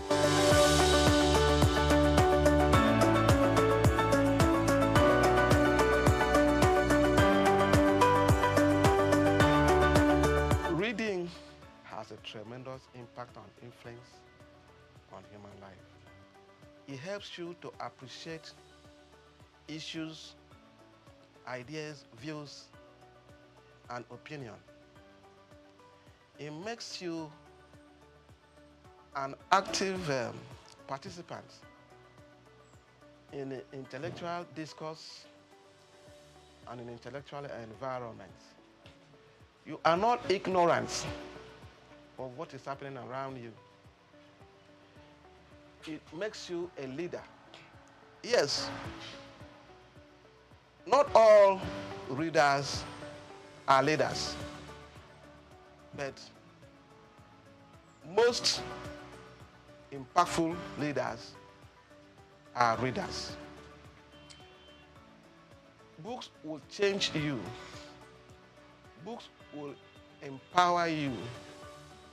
Books will give you self-confidence. When I sit down with architects and I'm discussing, I talked about landscape architecture. I talked about interior design. They begin to wonder whether I studied architecture. Then I started talking with oncologists, gynecologists, maybe gynecological oncologists. They think that maybe I studied medicine. I didn't do no medicine. I've been able to read some books, interface with them. I have attended their workshops, so many, and I've read their books. Some books that come to me, I try to go through the introduction and the preface. I try to. Books in all areas. You understand? I was looking at a book on anesthesiology, and I found out that no serious surgery could be carried out without an anesthetist. Surgical intervention, is it abdominal surgery? Is it cancer, oncology? You need a professional. These are people that manage the airways. When the patient has been numbed with drugs for the intervention, the surgical experience, maybe for 3, 4, 5 hours, there has to be a resuscitation. And this is the specialist area for anesthetists. Not all doctors can handle that. You are doing cesarean section. You are doing ENT surgery. You need them. So you have a team of doctors that will invariably handle a serious, for instance, at the orthopedic hospital, we want to do amputation. You have the plaster people, you have the hematologist, you have the anesthesiologist, then you have the surgeon, who is a very good orthopedic surgeon to handle amputation, whether it's amputation of the legs and all that, because they have to manage, the hematologist will manage the loss of blood, then the anesthetist, then the orthopedic nurse will be there. Then we have the theater nurse will be there. All of them well kitted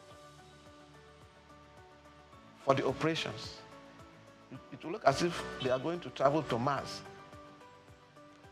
Safety procedures, management of spills, cleaning, and everything. Then rolling the patients to a special, maybe it's an amenity ward where they are going to keep the person to manage the post-operative procedures and all that. Of course, there are pre-surgical experiences, the tests, the examination, the review and all that before the real process. So these are not things we learned overnight. It has taken a process of time.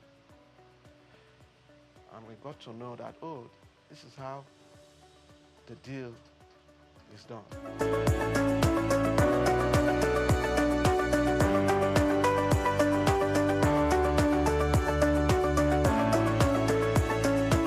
Great insurgents of e-materials, e-books, digital books, and of course, the World Wide Web.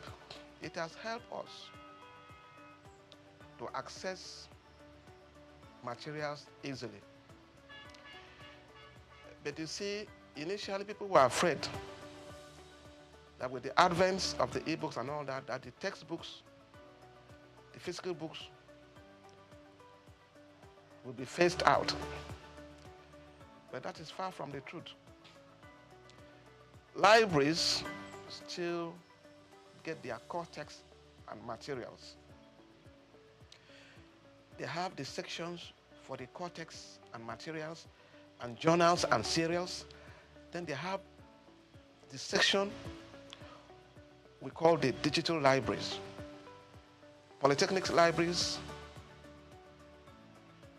university libraries across the countries, they have these sections. But my experience with these digital libraries has been the management of digital libraries, the power situation in Nigeria, and the maintenance culture. Most of the institutions that started with the e-library, they have always come back to complain that these materials, within a short spell of time, because of instability of power. You know, the computers and all the digital infrastructures, they need steady and standby power supplies. Most of them have acquired the solar systems to power these equipments, but truly speaking, it has not been sustainable. Sometimes we had some dubious students vandalize these facilities, and then people always have to fall back on books. With the smartphones now, students can get a lot of materials and all that, and they read, but I can tell you that people who are doing serious research, they come back to us for books.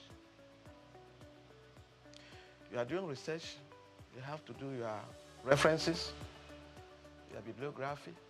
You have to show evidence, materials you have read, both online and offline. You are doing your doctorate program, master's program, to whatever level.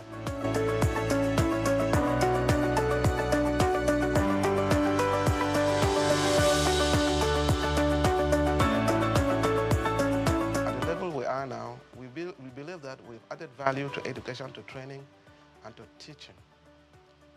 Our next phase now, we're trying to see how we can give back to the society through our interface with like-minded NGOs. We are started our book cafe, all-range book cafe, where we invite people, it's a private library, to come and read and study in a relaxed atmosphere, where you can come in and do your book reviews. If you're a writer, you come in and do your book reviews, review your textbooks. Going forward too, we also have our NGO, which we are working on, that borders on environmental management. We call it the Campaign for Sustainable Environment. This is a program we have been running the last 5 years. We are talking about global warming and climate change. We do environmental education.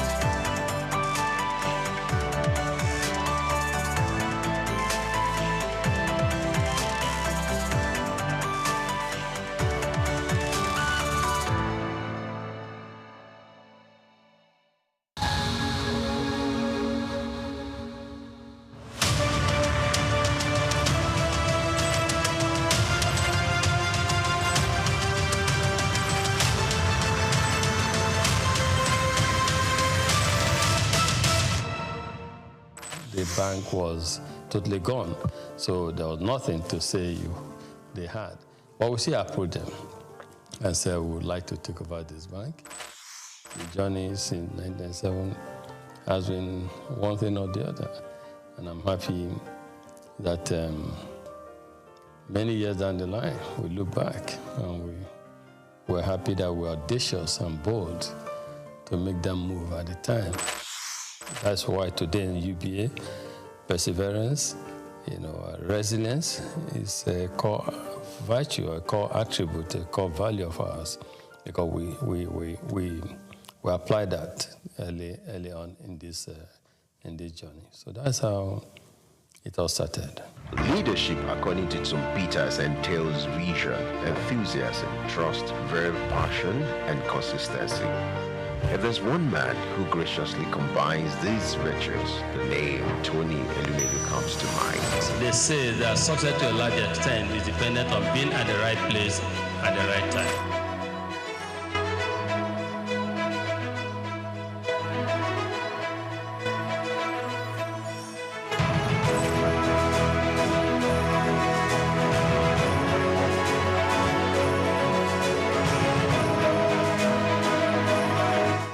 I say to people, my elder brother, who is 7 years older than me, he doesn't have gray hair.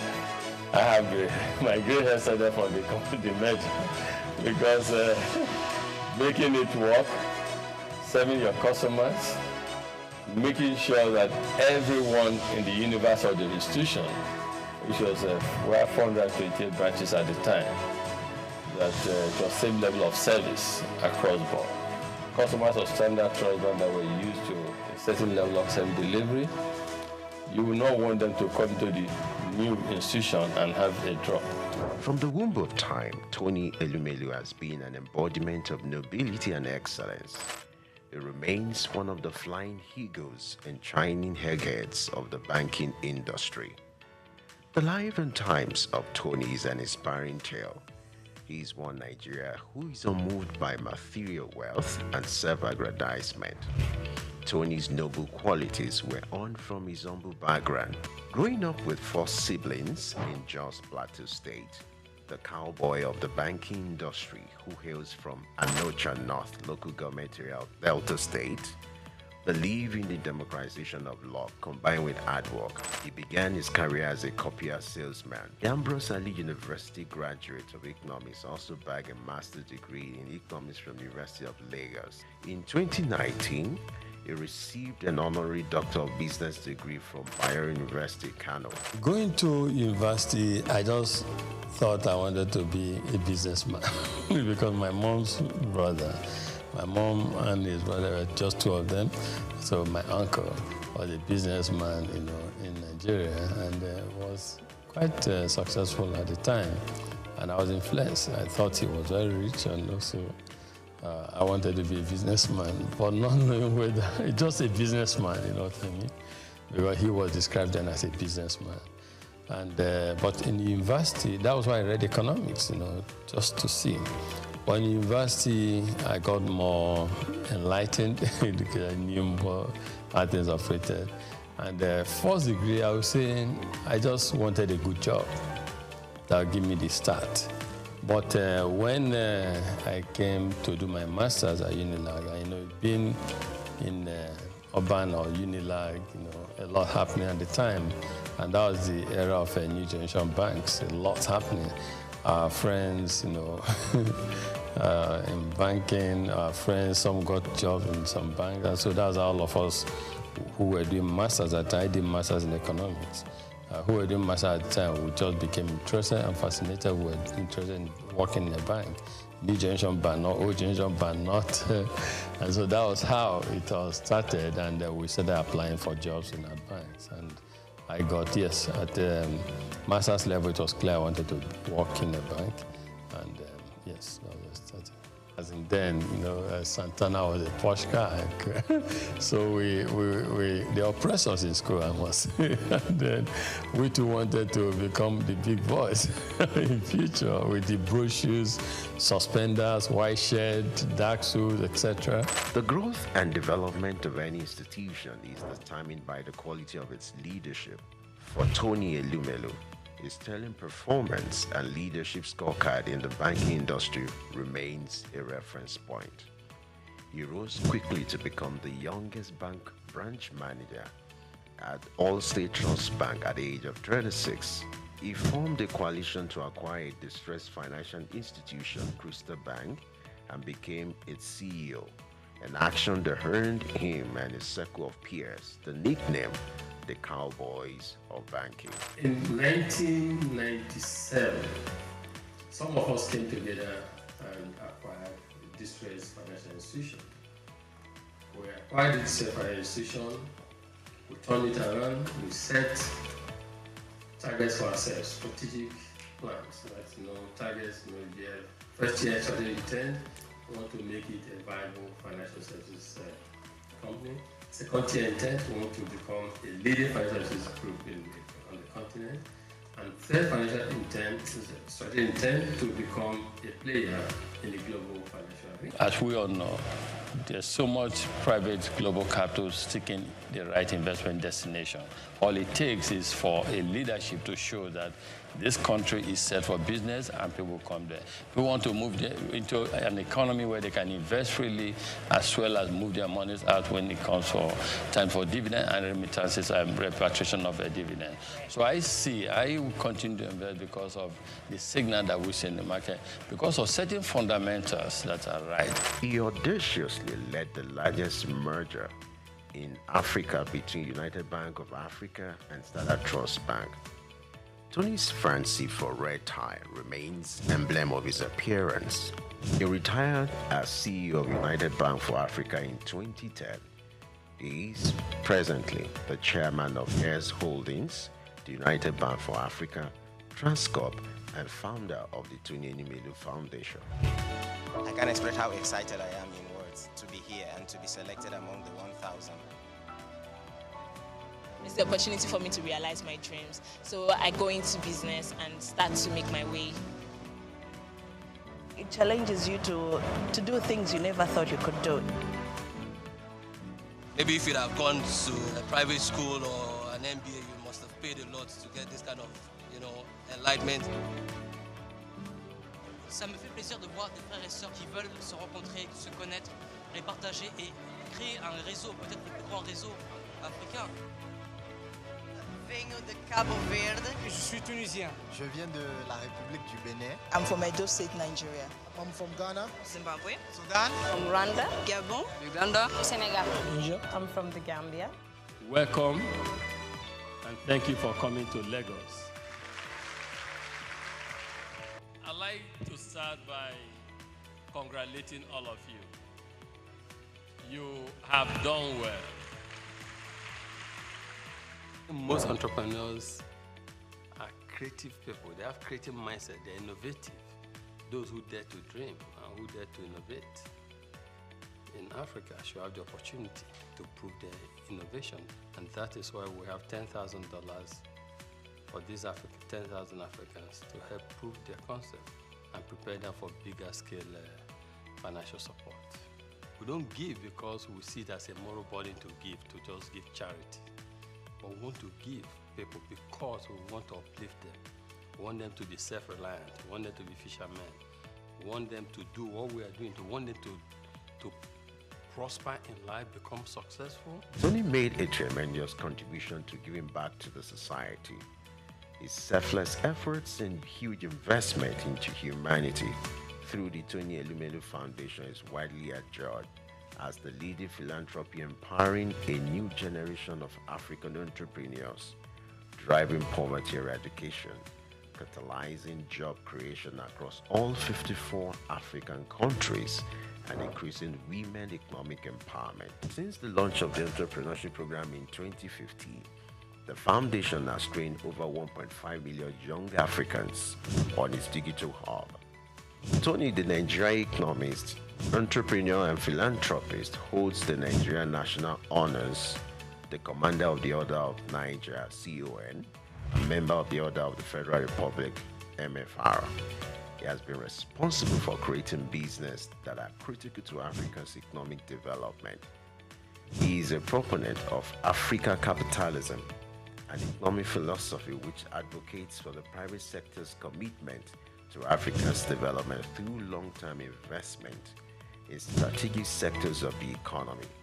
that drive economic prosperity and social wealth award. He was awarded the Daily Times the Nigerian Man of the Year in 2016. He was honored with the National Productivity Order of Merit Award in 2019. He is also on the list of Time magazine's 100 most influential people of 2020. On October 11, 2022, Elumelu received the National Honor of Commander of the Order of the Federal Republic of Nigeria. Tony, as a staunch professional and chairman of Foremost Bank, may understandably runs a busy daily schedule like that of a bee, but he balances the equation with creating time for sports. His love for lawn tennis and football stands undeniable. My good workout favorite, I think I would say that I like to jump on the sport. I love yoga, as you said. Yeah. But these days I'm trying to get in the group of practice. Tony is not just a champion in the bank here. He equally balances the equation when it comes to family life. For me, as a family man, though, I try to make sure I balance things. I try to make sure my family side did not survive. In that process, I was also growing a family, having my kids and co. So, but everything came together. Tony is happily married to Awele Vivian Elumelu, who is the chairperson of Harvey Medical Practice Limited. Vivian also oversees the healthcare investment of his holdings. She holds a Bachelor of Medicine and Bachelor of Surgery degree from the University of Benin.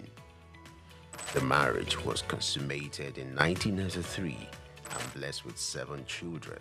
According to Forbes' list, Tony is among the top 10 richest entrepreneurs in Nigeria with a net worth estimated at $1 billion. We don't just preach. We don't just theorize, we practice. Tony has stooped to conquer not just in the banking industry, but in life. The strides of this living legend, popularly referred to as the Lion of Africa's financial industry, remains iconic. So entrepreneurs who are listening, quick one, short one, straight to the point. Entrepreneurship is a long-term journey. Stop seeing it as a short-term goal. Long-term journey. Great companies, great and accomplished entrepreneurs did not make it in 1 year. They didn't make it in 3 years. It's a long-term journey. So move in, dare to dream, implement your dream, and stay focused.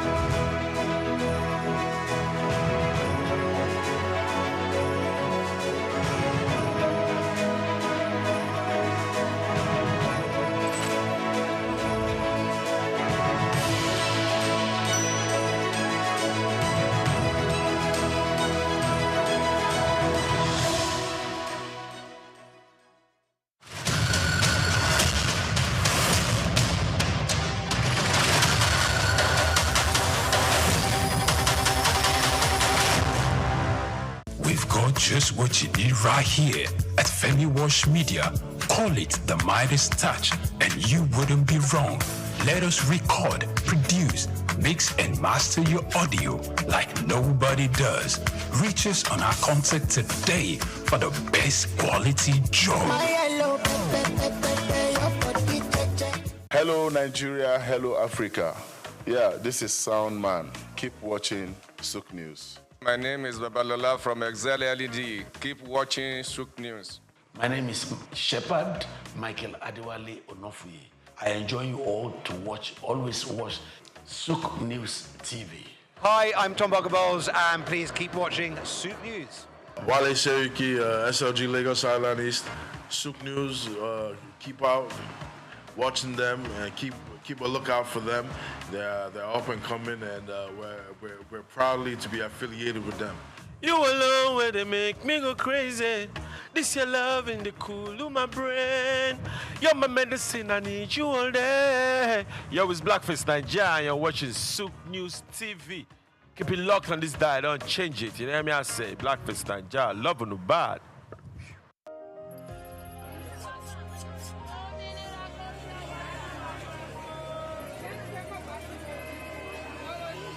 Hello Lagos, make we yarn. Hello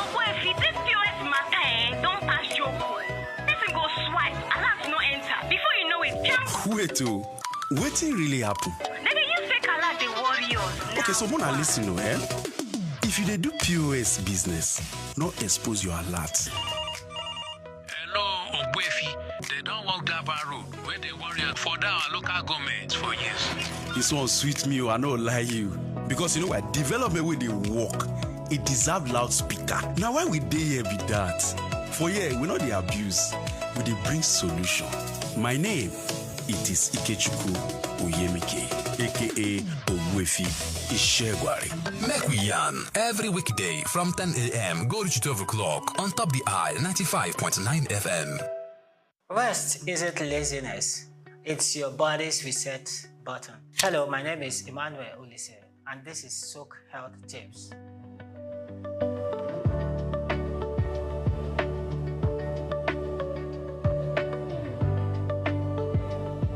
Today, let's discuss one of the most underrated health boosters, sleep. You can eat right and exercise daily, but without good sleep, your body never truly recovers. Number 1, sleep is cellular repair. During deep sleep, your body heals, builds muscles, and restores energy. It's also when your brain clears out toxins and strengthens memory. 2, stick to a schedule. Go to bed and wake up at the same time every day, even on weekends. Your body thrives on rhythm. 3, create a sleep sanctuary. Dim lights, cool temperature, and 0 screens before bed.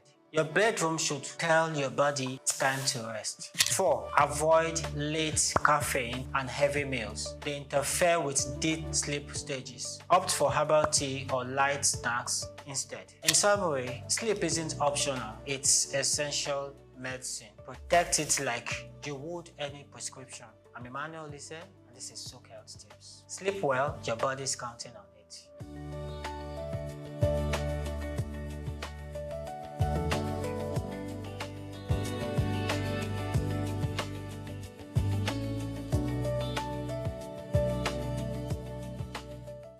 Welcome to Cash Crafts, the show that turns your skills and ideas into serious income. Whether you're just getting started or you're already in the business, we'll bring you practical tips, fresh opportunities, and real stories to help you grow, literally and financially. I am Grace Komolafe, and today we are digging into horticulture, a vibrant green world where beauty meets business. Ask me why horticulture, and I will give you a mind-blowing answer. So here is it. Horticulture isn't just about flowers, it's food, income, wellness, and sustainability rolled into one. From fresh fruits to ornamental plants, it boosts nutrition, urban design, environmental health, and jobs. With climate concerns rising and food needs increasing, horticulture is fast becoming the new oil. But where is the cash? Let's break it down. 7 green paths to profit, and I take it from 1. Plant nursery. Raise and sell seedlings, ornamental trees, herbs, shrubs. From balcony plants to estate palms, people pay to green their spaces. And 2, landscaping. Design and maintain outdoor spaces for homes, estates, offices. Think aesthetics plus recurring contracts. And 3, garden maintenance. Offer pruning, pest control, soil treatment, and seasonal cleanups. A steady side hustle for trained hands. And we move to 4, horticultural farming. Now, grow fruits, veggies, flowers, or herbs. Go organic, go premium. Target hotels, health stores, and home markets. And we move to 5, consulting. Breed new plants, varieties, advise firms, or supply rare seeds. If you are skilled, your knowledge becomes a product. And we move to 6, product marketing. Sell fertilizers, potting soils, seeds, tools, and even ready-to-use grow kits. Offline or online, green goods move. Tip number 7, training or education. You can host workshops, classes, or start a YouTube channel. Gardeners, enthusiasts, and students are hungry to learn. Now, whichever path you choose, start with research. Visit local horticultural centers. Understand what grows in your region. Learn from experts. Your first harvest may not bring millions, but with time, this business roots steep. Remember, success in horticulture isn't only about soil, it's about strategy. So here is your takeaways on a world choking on stress, pollution, and processed food. Green is gold. Horticulture is low entry, high potential, and if done right, it fits both the body and the bank account. So, what number are you reaching for on our list of 7? All right, that's it for today on Cashcraft. Until next time, I am Grace Komolafe, helping you plant ideas that pay right here on Cashcraft.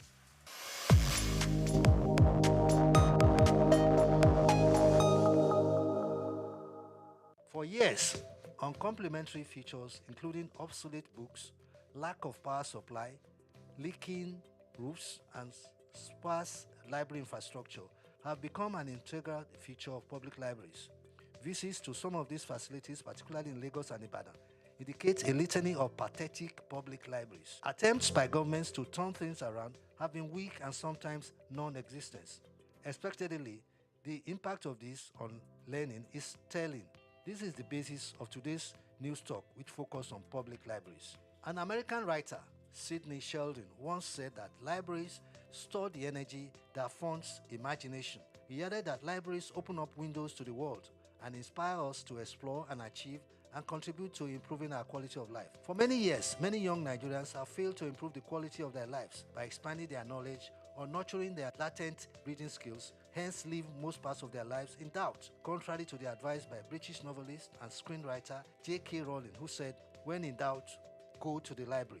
Public libraries play a crucial role in a country's educational system by providing free access to a wealth of information and resources through offering a diverse range of books, journals, and digital resources that are essential for learning and research. They serve as a repository of knowledge accessible to everyone, regardless of socio-economic status, in addition to supporting lifelong learning by providing resources for all age groups. Their role in promoting literacy by offering reading programs, story hours, and access to books for young readers is very crucial for early childhood education and developing a reading culture. It is in light of this that the declining state of public libraries and poor management of the existing one, particularly in Lagos and Ibadan, are posing concern to critical shareholders. These concerns are there because of the overreaching effect on the standard of education in the two states, Oyo and Lagos. Most libraries in Lagos and Ibadan share similar attributes. They range from old buildings with leaking roofs, obsolete books, empty shelves, disused tables and chairs, uncomfortable ambience, and overgrown shrubs. Also, while the world is migrating electrically and libraries digitalized to bring them up to speed and make them fit for purpose in contemporary times, most libraries in Lagos and Ibadan are without electricity and manually driven. With fond memories of borrowing books to read in Lagos and returning them to the library in the full care of the other students after digesting their contents, Mrs. Felicia Adeniyi is pained that many years after, school children are no longer enjoying such opportunities because of what public libraries have become. For starters, most of the libraries in Lagos State belonging to the state government are in a ruinous state. In its wisdom, the Lagos State government some years ago has turned the age-long library on Broad Street into a drug laboratory or whatever. This reporter used to use the library in the 60s, 70s, and 80s before the politicians decided to change their minds.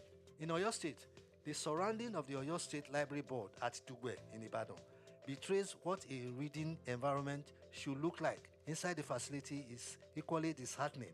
Additionally, makeshift shanties cluster the precincts of the library, making it difficult for visitors to recognize his presence. Random samplings carried out among students revealed a worrying situation. While many of them hardly know where the public libraries are located, some don't even know that public libraries exist. This perhaps explains why the standard of education in the state is on the decline. The reference section, located on the first floor, is lightly deserted, with only one patron present apart from the staff. The shelves are filled with old, dusty books, revealing lack of maintenance and updates. Public libraries in Ogun State are also a worrisome sight. Users no longer patronize the state library. One of the major factors causing this is because the libraries are not digitalized and facilities are in a poor state.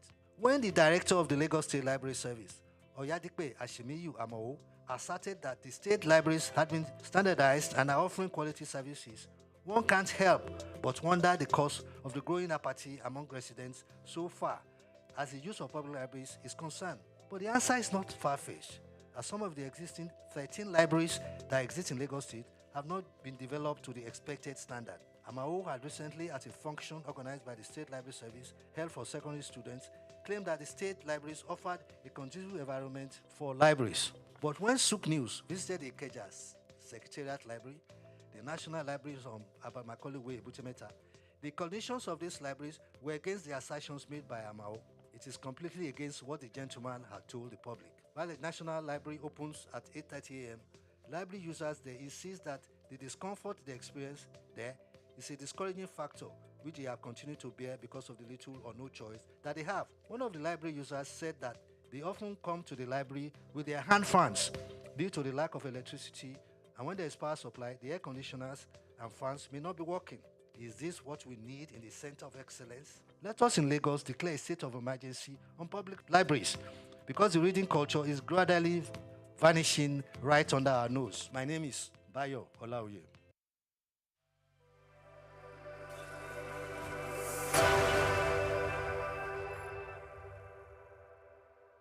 My name is Yinka Babalola.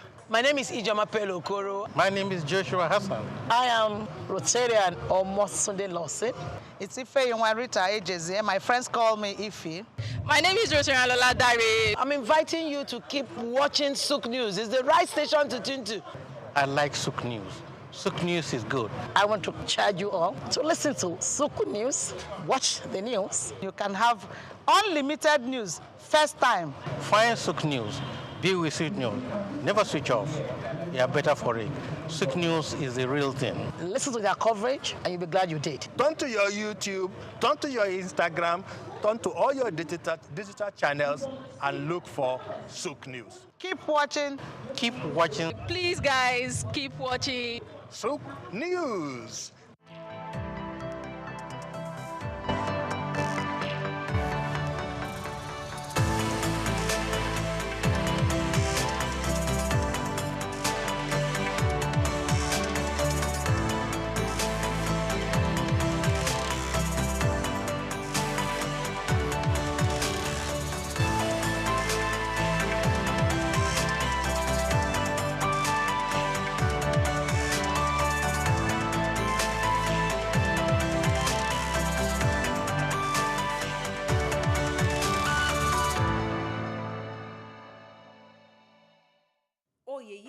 Adeboye is one who comes from a lineage of entrepreneurs.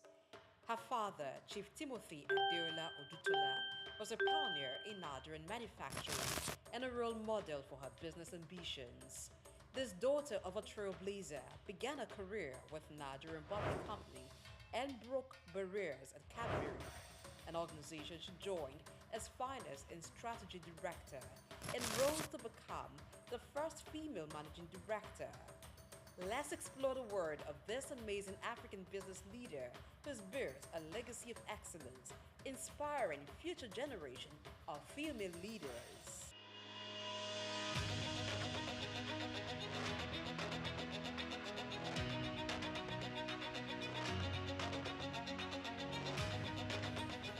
Oyeyemika Adeboye comes from a lineage of entrepreneurs. Her father, Chief Timothy Adeola Odutola, was a pioneer in Nigerian manufacturing and a role model for her business ambitions. Oyeyemika was born to late Chief Timothy Adeola Odutola, a foremost entrepreneur of his time. He was one of the pioneers of indigenous manufacturing in Nigeria, alongside the likes of Al-Hassan Dantata, the great-grandfather of business icon Aliko Dangote, and Louis Ojukwu, father of Odumegwu Ojukwu, a Biafran leader.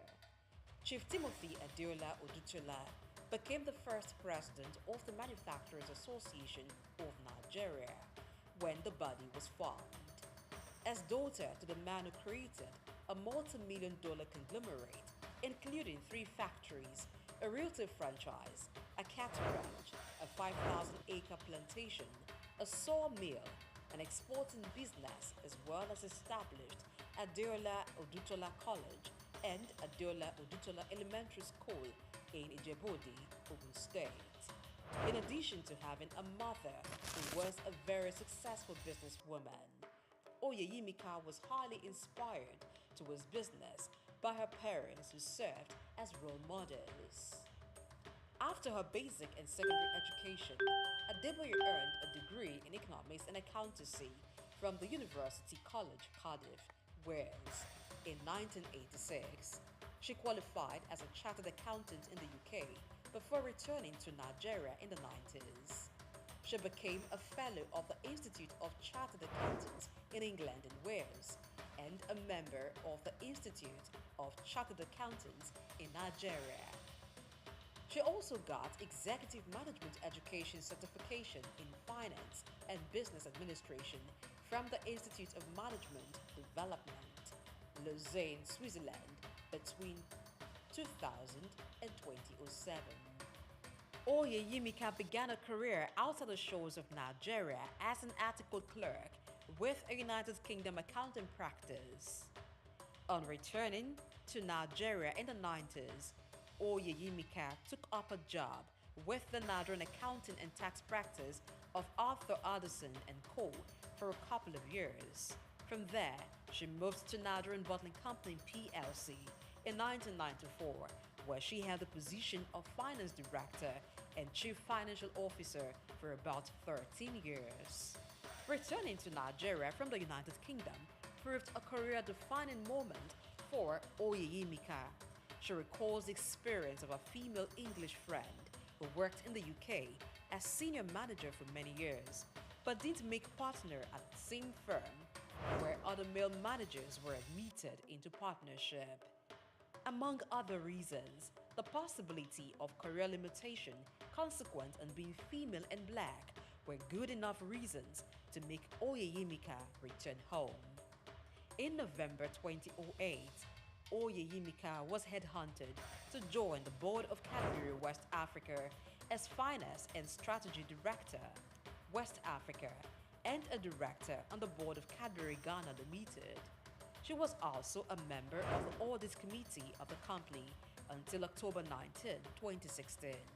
She is a member of the Executive Management Committee and member of the Risk Assessment Committee of Cadbury Nigeria. She spent a total of 10 years and 7 months with Cadbury before being appointed as MD, Cadbury Nigeria PLC in April 2019.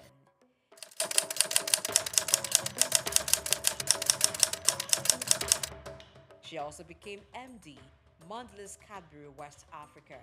2 months later, Mondelez International is the parent company of Cadbury Nigeria PLC. After consciously building a career in finance, strategy, and business administration, both in Nigeria and the United Kingdom, for over 2 decades, one can almost say that Oyeyimika had spent all the years preparing for the top. Her appointment as the MD CEO of Cadbury Nigeria PLC is a testament to the company's acknowledgement of fine talents. Position as the Managing Director of Cadbury Nigeria PLC. In April 2019, she was announced as the successor to Amira Shamsi. By this development, she became the first female MD of the company in its over 50 years of existence. It's very important as you're growing your careers. You know, you come here, you learn a lot, and this is a fantastic initiative, by the way. You come here, you learn a lot, and then you go out there, and you're wondering what next.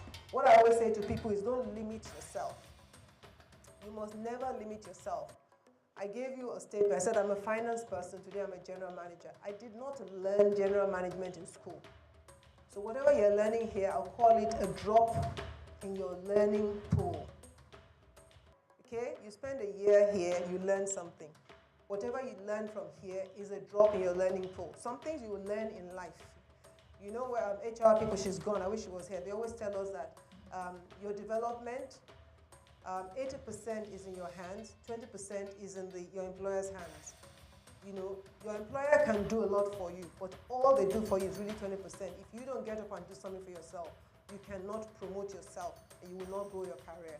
Oyeyemika Adeboye sits on the board of trustees of the Timothy Adeola Odutola Foundation, named after her father.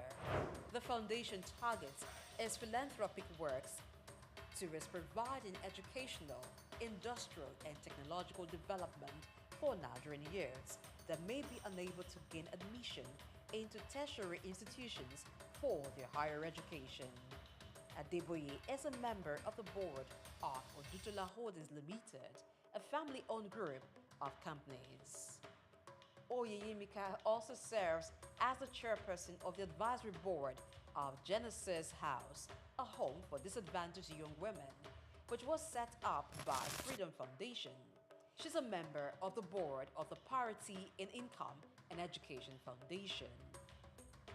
Just like Oyeyemika Adeboye was able to break the corporate glass ceiling as the first female MD of Cadbury Nigeria PLC, today, women are given the visibility and exposure that was probably not a priority in the past.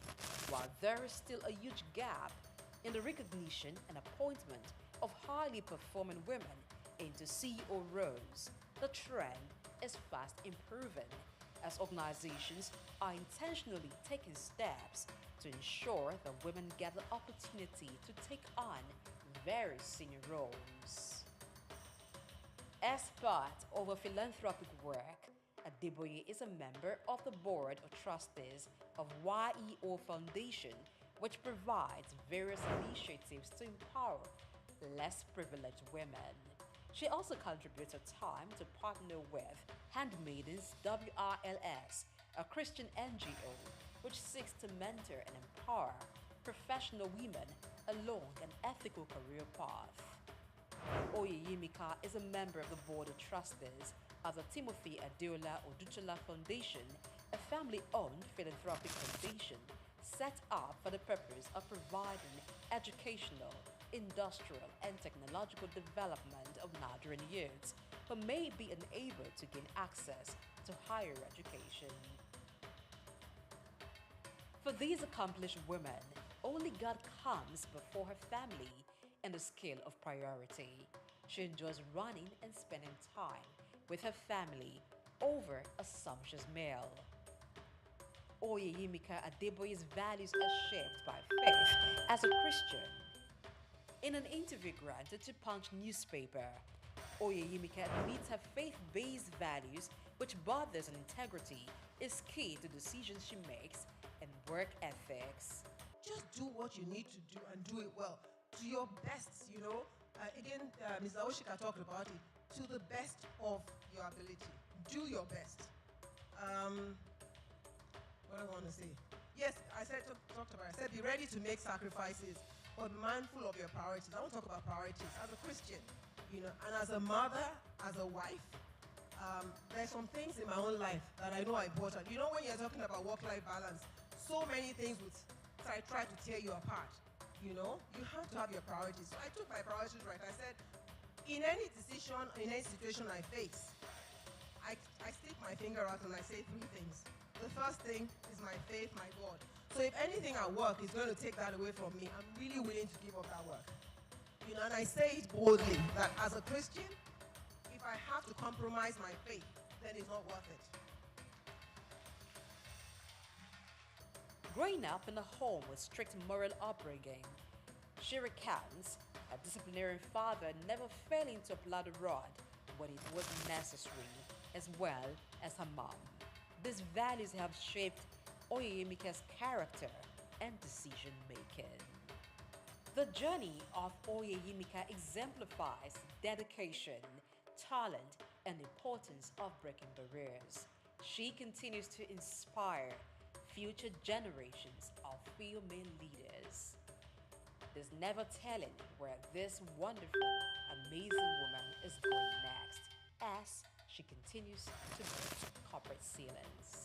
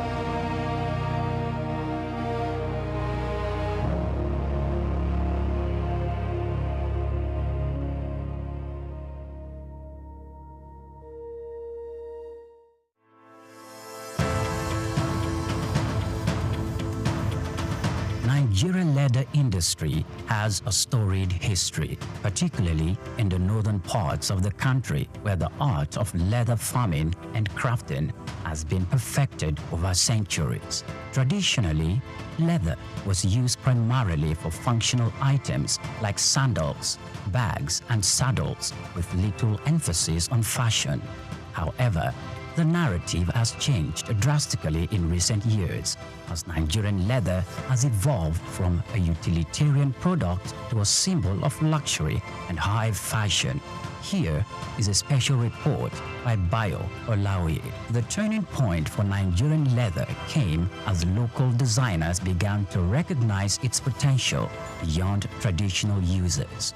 They started to experiment with new designs, creating products that appeal to the modern consumer while maintaining the heritage of craftsmanship. The result has been a wave of leather products that are not only functional, but also stylish and desirable on the global stage. One of the key factors driving the revolution is the exceptional quality of Nigerian leather.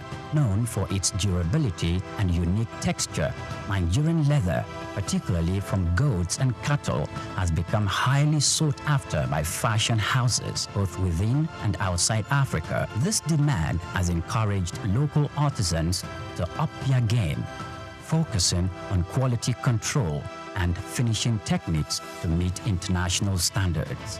Moreover, Nigerian leather products have benefited from the global trend towards sustainable and ethically produced goods. Consumers are increasingly turning away from massively produced items in favor of the handcrafted, sustainable alternatives. Nigerian leather, made using traditional methods with minimal environmental impact, fits perfectly into this narrative.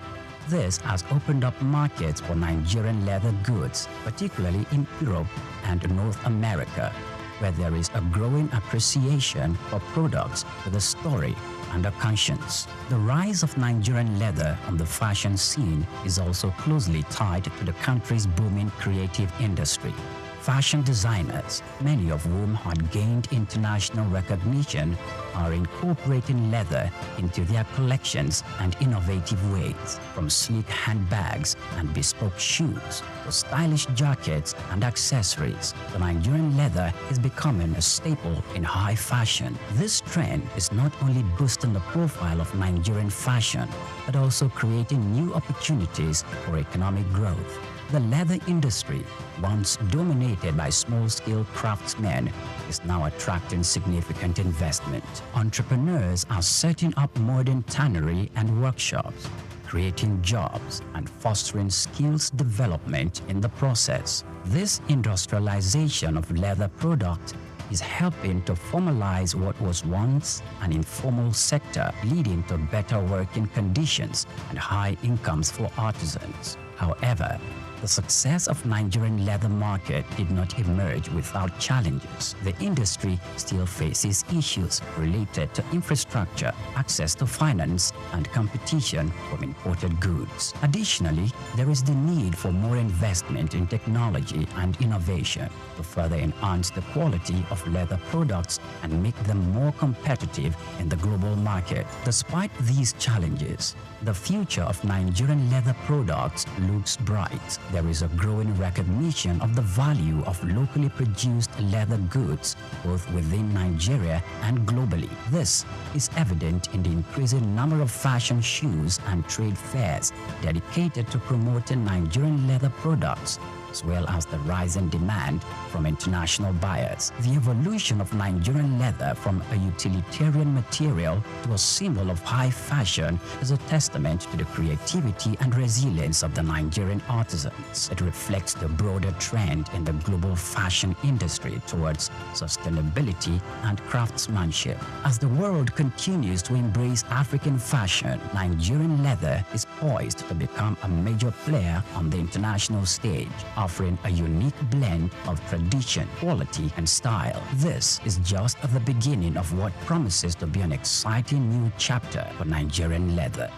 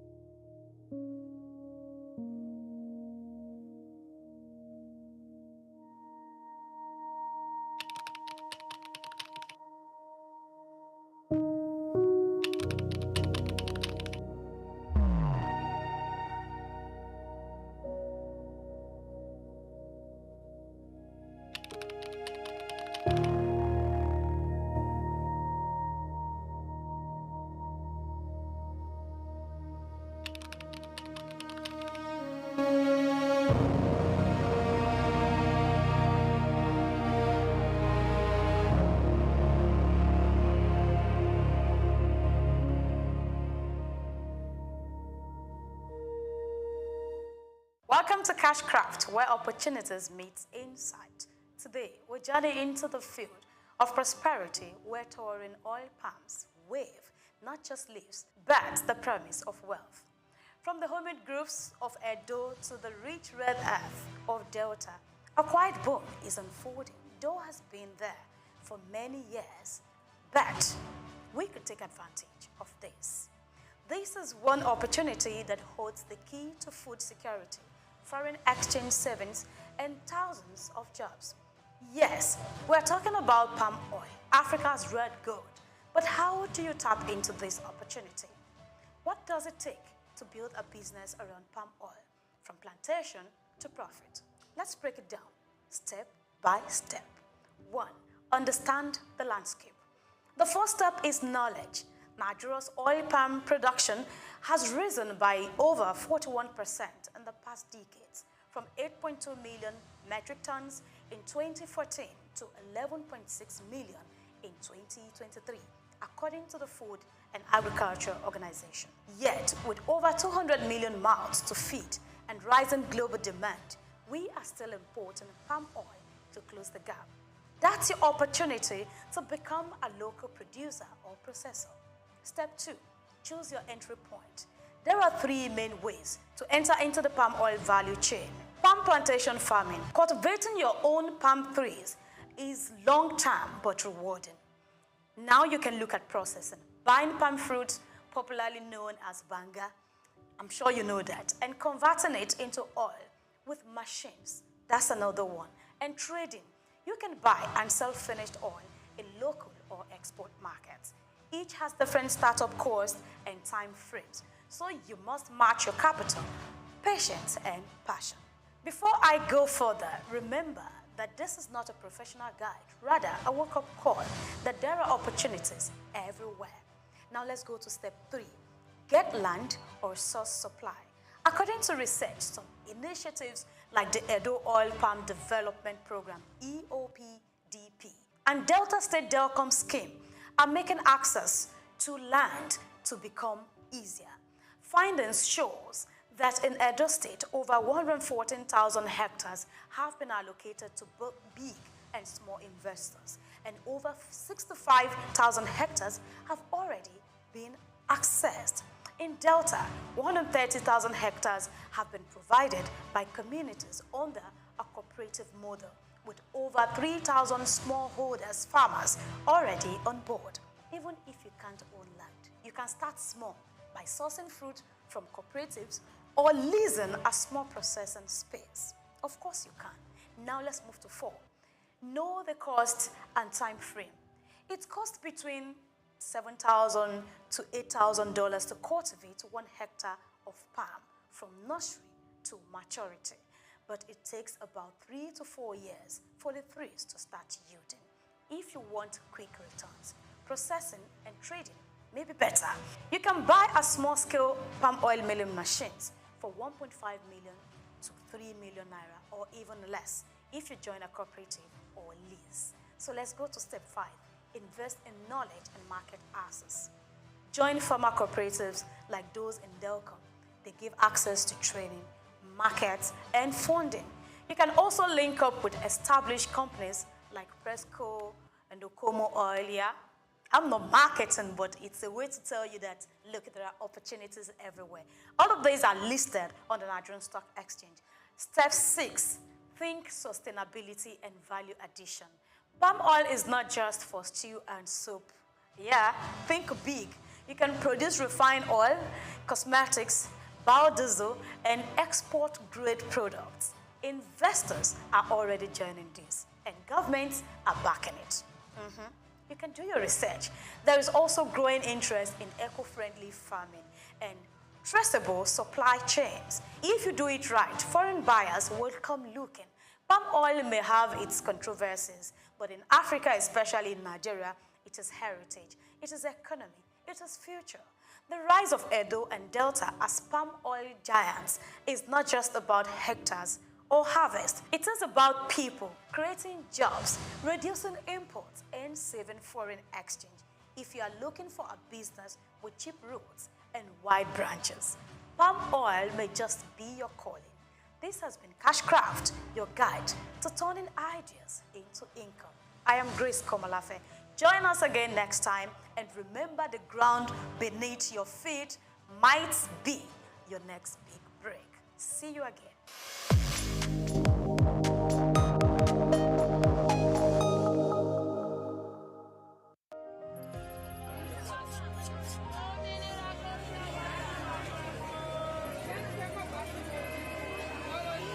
Hello, Lagos.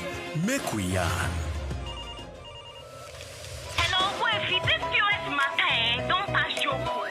Person go swipe, alert no enter. Before you know it, jump. Wait, wetin really happen? They use fake alert the warriors. Okay, so wanna listen to If you dey do POS business, no expose your alert. Hello, Ogbefi.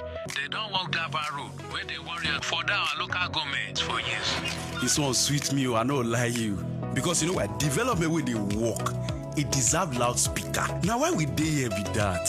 For here, we know the abuse, we dey bring solution. My name, it is Ikechukwu Uyemike, aka Ogbefi Ishegwari. Make we yarn every weekday from 10 a.m. go to 12 o'clock on Top the Eye 95.9 FM.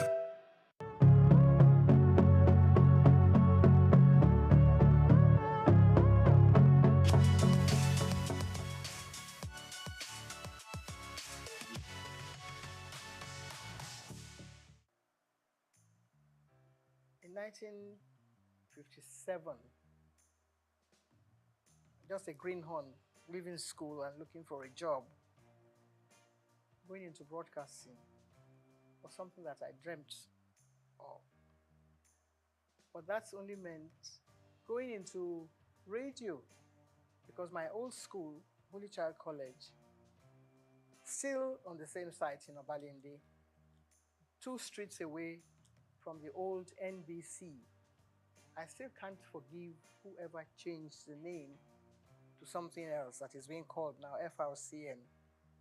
Because if the BBC remains BBC 100 years after the founding fathers, dreamt of starting television, radio from,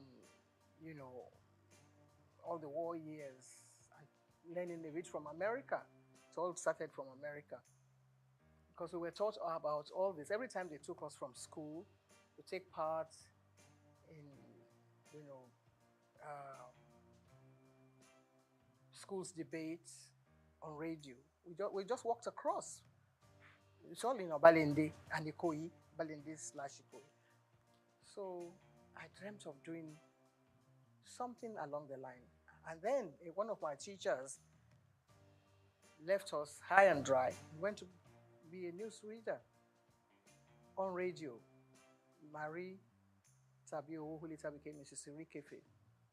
Then we had people like Tung Adedoyin and Eno Tuk. We used to listen to them on radio on the old, you wouldn't know anything about that now, the rediffusion. It was just, a little box in your home, and everybody looked forward to either listening to the 7 o'clock news in the morning or 6 o'clock or 7 in the evening. So that was all I had to do with broadcasting. And who was going to take me there was another matter altogether. Who would take you, little 16, 17-year-old girl, into broadcasting? But one had been bitten by the bug then. So, and only God knows where whatever dream you had was going to lead to. We read poetry, we did radio show, stage shows in school. Catholic schools were very good for that. And my old school, just celebrating 150 years of its existence, just down the road from here on Broad Street. The nuns, they were all white nuns. no Nigerian nuns at the time that we were growing up. So all the dream they had, this kind of dream that we have now, going to England, but they were coming here to teach us. So I had learnt a lot of poetry. I had taken part in Festival of Arts, and I had gone to the biggest hall we had then was at King's College, which is also down the road. Means of transportation was your SS foot. No BRT, no bicycles or whatever. So we did it all just walking around and learning from our teachers. And of course, our mentors were the nuns, like I said. So in my wildest dream, there was no way that I was thinking of going into anything like broadcasting. That is going back to answer your question. But they had a lot of plans for the girl child. And not along the religious lines now. But actually, they came to actually engender this whole idea of pushing the girl child forward. And not just me, a lot of us. People like Mrs. Francesca Emanuel, they also went through the whole gamut of all this dream that I'm talking about. Television itself was brand new in the world. I have to talk about radio because that was what I knew as a child. But television, when it started, we didn't even know. Maybe in America, and then it went to Australia, and then to France. No. France came after Nigeria. You wouldn't believe that, would you?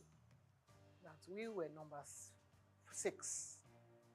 America, Britain, Germany, Australia, one other country, and coming now home to Nigeria, where you cannot help but give a lot of credit to the dreams of people like the late Chief Obafemi Awolowo and one of his ministers then, Chief Anthony Enahoro. So that's how I believe this whole package was placed on their laps and sold to Nigeria, to the Western Nigeria government. On the radar were lots of other people like me who had dreams about becoming Miss Nigeria. So maybe that will now give you a little background about how I took part in the Miss Nigeria pageant, Western Nigeria, and I became Miss Western Nigeria.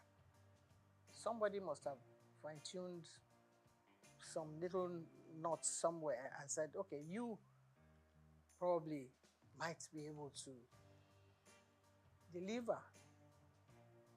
Because you are being interviewed when you go before the panel of judges. And somebody must have said, okay, that's a good material, you can come and take part in this. Before then, we had other people, Anike Agbaje Williams, Oliola Sokwe, who were working on radio. My dream was to work in radio, but then I missed that. And I was nursing, that dream of still going to radio. Never knew what television was all about. So maybe that answers your question, I'm not sure. But I took part in the Miss Western Nigeria pageant and I won. Took part in the Miss Nigeria contest and came second. So that meant that I didn't win. And if one of the, maybe the prize was to go on TV, it wasn't even there. It wasn't written into the, program that whoever did this, but the person was going to go to England. And so Helena Yemeluna, who won that contest, went to London and fulfilled her own dream. But I was still biting my nails, waiting for when I'll be able to get a job. There were other things that girls could do. You could be a nurse, you could be a teacher, you could be an assistant, a dental assistant.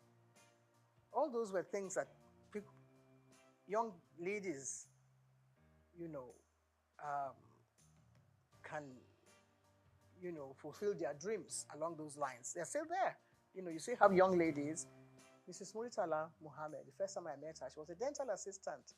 Little did we know that her husband was going to be the head of state and she would be first. So you see, lots of things were there for the young girl who wanted to learn, who had the talent, and who wanted to perform, and who wanted to work hard. But now I don't know if girls want to work hard. All they want is, the table to be set, and then they come and, partake of whatever is there. It wasn't too difficult at the time that I was picked as one of the people to come and appear in WNTV. The audition was actually carried out before my time. I got involved in so many other things, trying to get a job, something to secure, something, to alleviate poverty.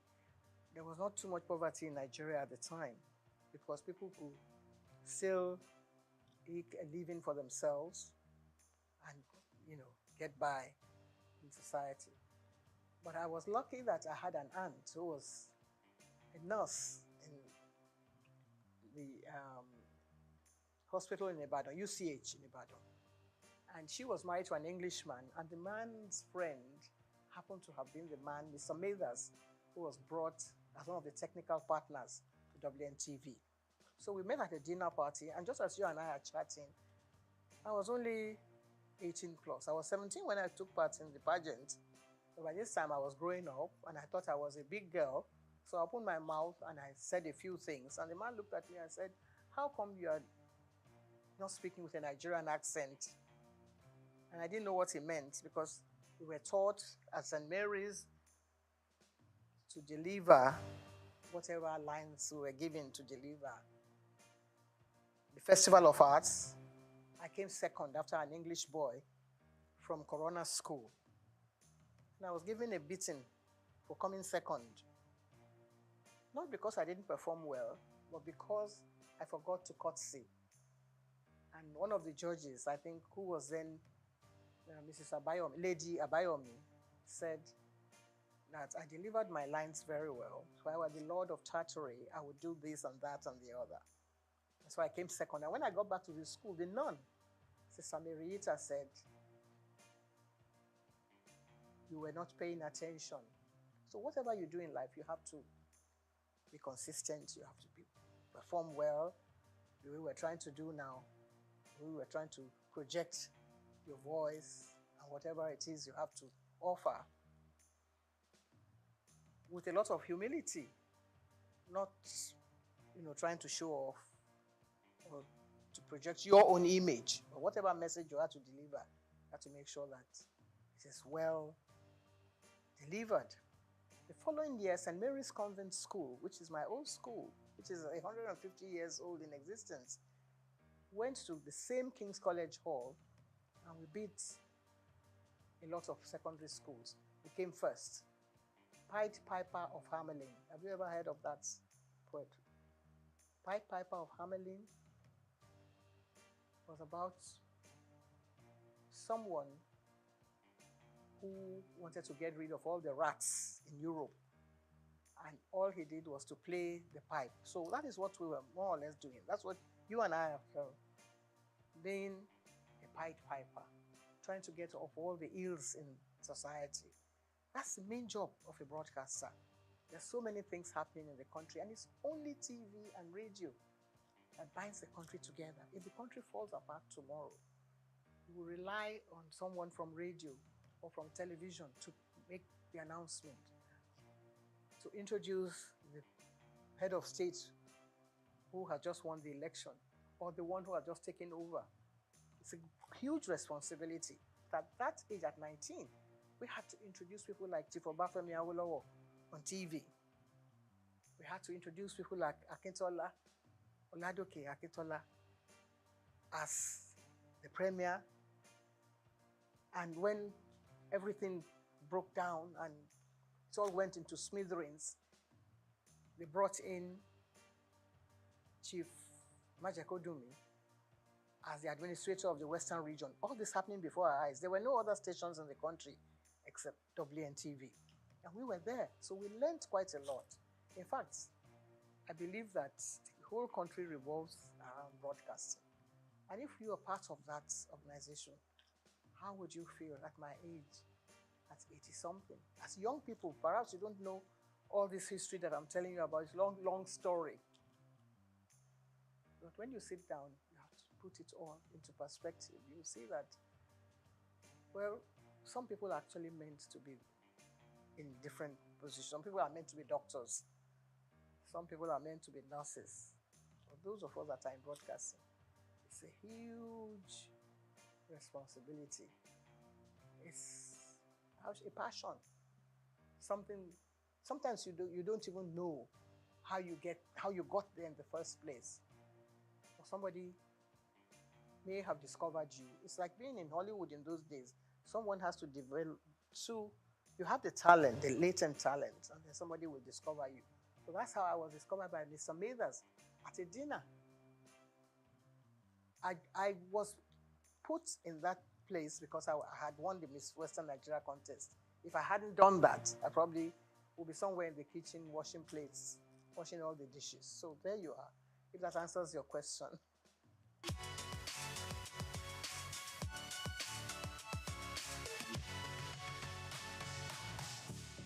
Well, there's no one that actually picks someone and puts you plonk without, I mean, of course, if you don't have any experience on the job, you have no business being there in the first place. But if I had taken part in Fight of Hamelin towns in Brunswick, I was only 13. By famous Hanover City, I was speaking like an English person. When I was only a Nigerian, little girl, being nurtured, by my mother, who was a seamstress, how would you ever get there? But you already have that background, that solid background on the rock, as it were. So, by the time I was ready to go on TV, I had learned from all the other, people that I mentioned their names earlier, like Anike Agbaje Williams. And I wouldn't say it was easy, because you always have that, butterfly fluttering in front of the camera or wherever.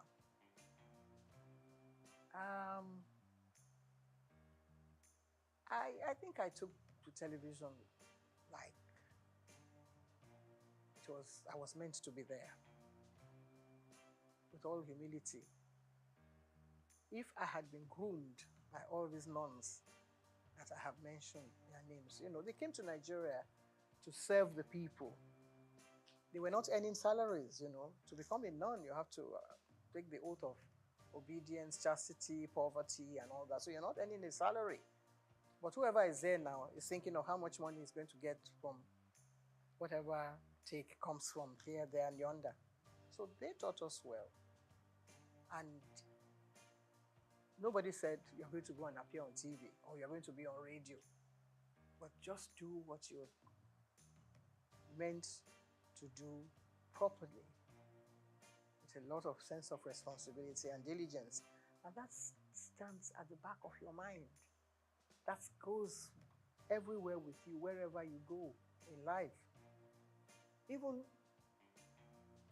when I was nursing a sick child, my late son was a sick child, and I was meant to take part in Verdict 79 with my colleagues Kerry Ahmed and Adamu Aogi.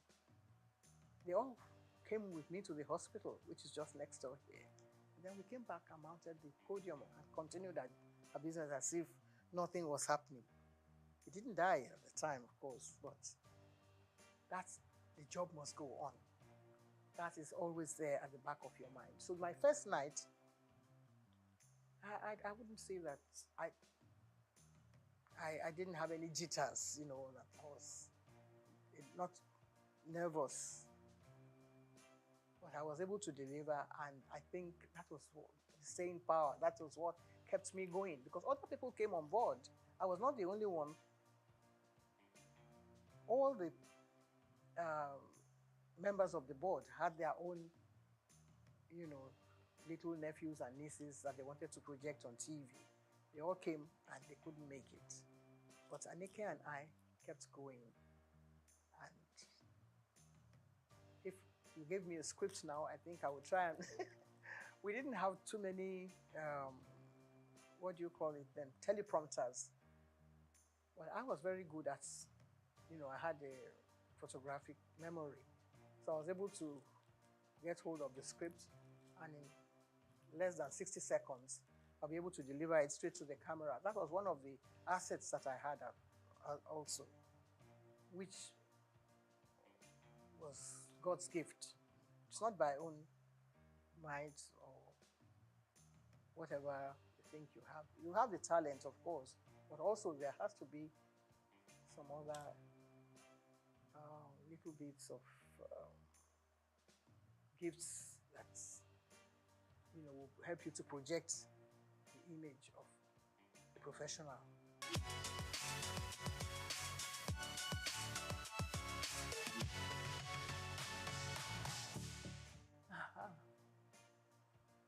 A lot of controversy. There is hardly any TV, radio, movie personality that can scale through that without any, because people are watching, people are trying to find their own little, you know, bits of criticism here, there, and yonder. You can't be a goody, you know, two shoots without, you know, any, how shall I say it, problem here, there, and yonder. So everybody has their own way of looking at people. People say, well, what has she got to do? She went to take part in Miss Western Nigeria the other day. So what's the big deal about her? And then somebody will still add their own salt and pepper here and there. But I was lucky that I was being nurtured by someone like G.O.S. Benson, who was then our Minister for Information. And he felt that, you know, everything should not stop here. There were things happening in America. He made sure that my name was there. I was at the inauguration of President Johnson, Lyndon Johnson. And we commanded a lot of attention there, myself and my colleague who came from Lagos, the station in Lagos. And for the president to notice that there were two black people sitting behind him at his inaugural ball, I think it was very overwhelming for me, because not many black people had invitation to that event. But Charity Adadevo and I were there, and he stood up and shook our hands where we were sitting, behind, 3 rows behind the president. Then Kennedy had died, and we were still nothing, you know, we were still feeling very hot about, you know, the loss of Kennedy. And here was the new president coming up. We were not particularly keen on being welcomed by him. But then, you know, things like that happen to you, and it makes headline news. 2 black people, they didn't even say Nigerians. They thought we were from Ghana, because some journalists came around and said, how is your man Nkrumah? And we said, no, our own Prime Minister is Tafawa Balewa. They never heard of him then. But then they had to go and carry out their own study and find out who Tafawa Balewa was. And of course, the whole country was very proud of us that we went and actually stole the show at the inauguration of President Lyndon Johnson. So many other things happened. When I came to London, the British Information Office, they were trying to look for someone to host their program. That just happened to be around, so they picked me to host their program. But you don't ad lib on any of those stations. Everything is written out. The questions, even your answer will be written. You can change it around a little bit, but they make sure that you said the right thing at the right time. So that was how we were able to gain attention. German television also invited us because they were interested in Nigeria. See how the German chancellor came to Nigeria. That was what happened at the time in 1963. We had just gained, we had just become a republic then, from being an independent station in 1960. By 1963, we then became a republic, and we were chosen to go and appear on German television in Berlin. And they wanted a little bit of culture. So Benson had his own band. So we were chosen to go and represent Nigeria then. Nobody knew who the ambassador was, but they wanted to know who was presenting something on TV. So that's how important television has been. And that, in fact, we were the first television in the whole of Africa. The very first station, WNTV, that was a call signal. WNTV, first in Africa. There's nothing like that now. Nobody wants to know whether you are first or second. But the station that is being run in Nigeria, I think, has the largest number of stations than any other country in Africa. We have about 21 stations, and now it's still, still counting. And yours is coming on board, and so many others. I think next to America, Nigeria should have been the best country for television broadcasting in the whole world. There's not so many countries in the world that has as many stations as Nigeria. We only have to put our heads together. We only have to find joy in whatever we're doing. Sometimes when it's raining, people say, oh, it's raining, and they feel very bad about the rain. But if you look closely, behind that rain, there will be sunshine, there will be something else coming on. You see some silver clouds coming during the rain, but Nigerians don't have the patience to wait for that kind of thing. That's what television teaches you. If you're in the studio, you don't know what's happening outside. You just get on with the job. That's what we were taught. We were taught not by Nigerians. Even when we started, we couldn't go on air and ad-lib. There was always someone there, Mr. Blackledge, to write the script. And if you can commit that to memory and deliver it, they're home and dry. It's not everyone that has a gift, not everyone that has a talent. It's God-given. And if you listen as a child at 17, 18, 19, at my own age, I learned from school, and I was able to impart this into the job. So within a few months, we got double promotion, all of us, because we were doing very well. Anika Agbadi was excellent. Olasope was superb. And so many other people reading the news. We were the first female to read the news. Women were not allowed to read the news. Nigeria started it. BBC wouldn't allow a woman to pick up a script and read the news. But we were already there. So that's how we were able to gain this global attention that you mentioned.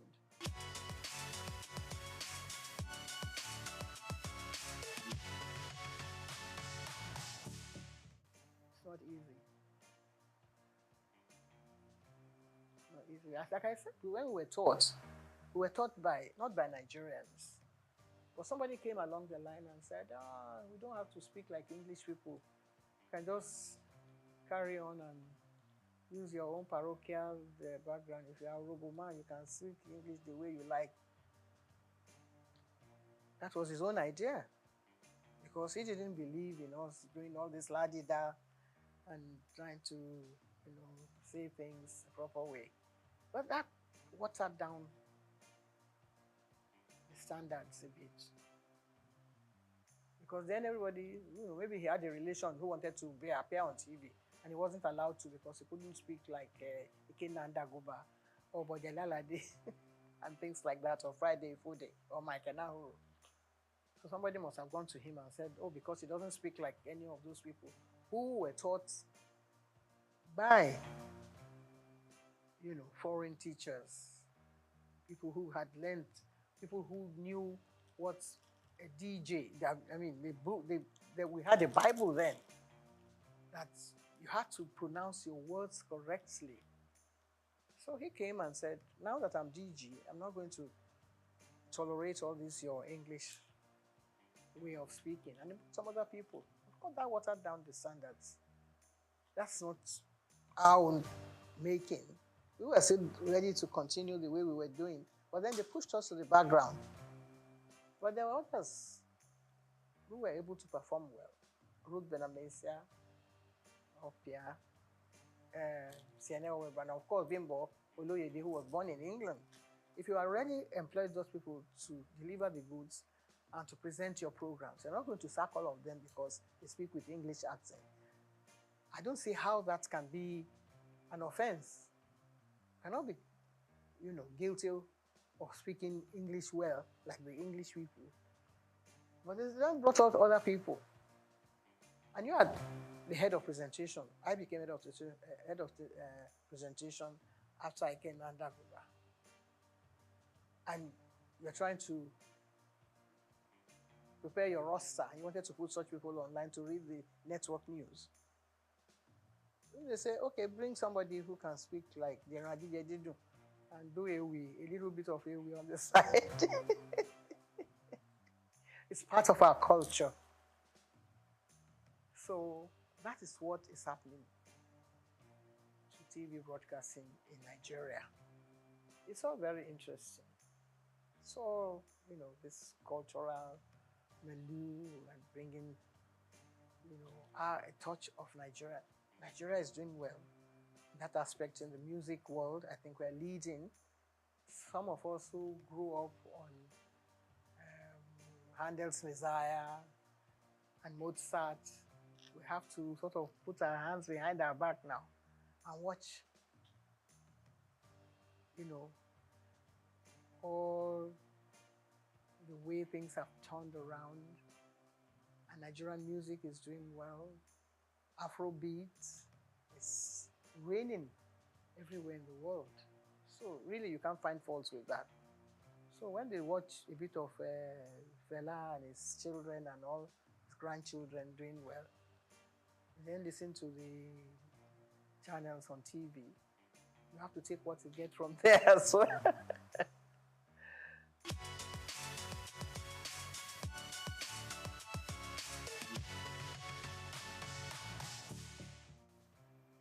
If somebody can wake up one day and say, why should your station be called the Nigerian Broadcasting Corporation? I say it should now be Federal Radio Corporation of Nigeria. Tongue twisting. Takes a long time to come to terms with. If everyone wake up in the morning and say, this is Nigerian Broadcasting Corporation, you have the call signal. Da da da da da da da da da da da. This is the Nigerian Broadcasting whatever. How are you going to put that, into context with the new one? First of all, when you wake up, you don't know whether you are even coming out from the right side of your bed or not. You're going to have to face your audience and say, we are no more the Nigerian Broadcasting Corporation. We are now Federal whatever, which you don't even know where the man, who came up with the idea. He didn't even consult you, didn't even put it to test. If the British corporation, they are going to change from BBC after 100 years, they will ask the whole nation, they will say, where are we going to take this from? They will ask everybody, they will do a census, they will do all kinds of things, carry out all kinds of tests to see whether people will accept it from them. No. Nigerians are very hard and cut and dry.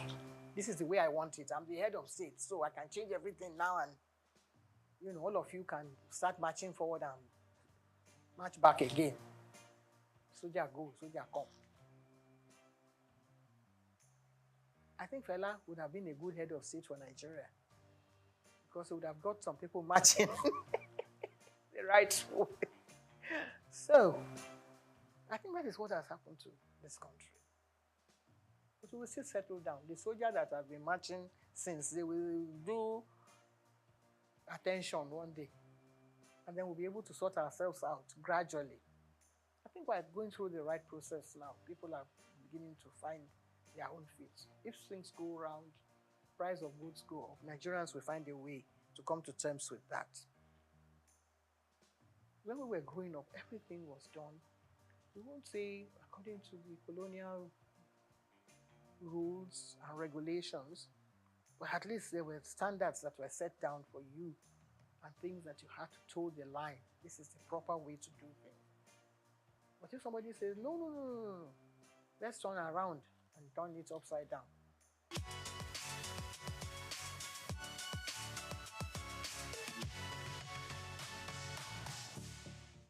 First stack. It's the only thing that has moved to the whole world from Nigeria, that shook the whole world, that brought everybody attention to see what Africa has to offer the whole world.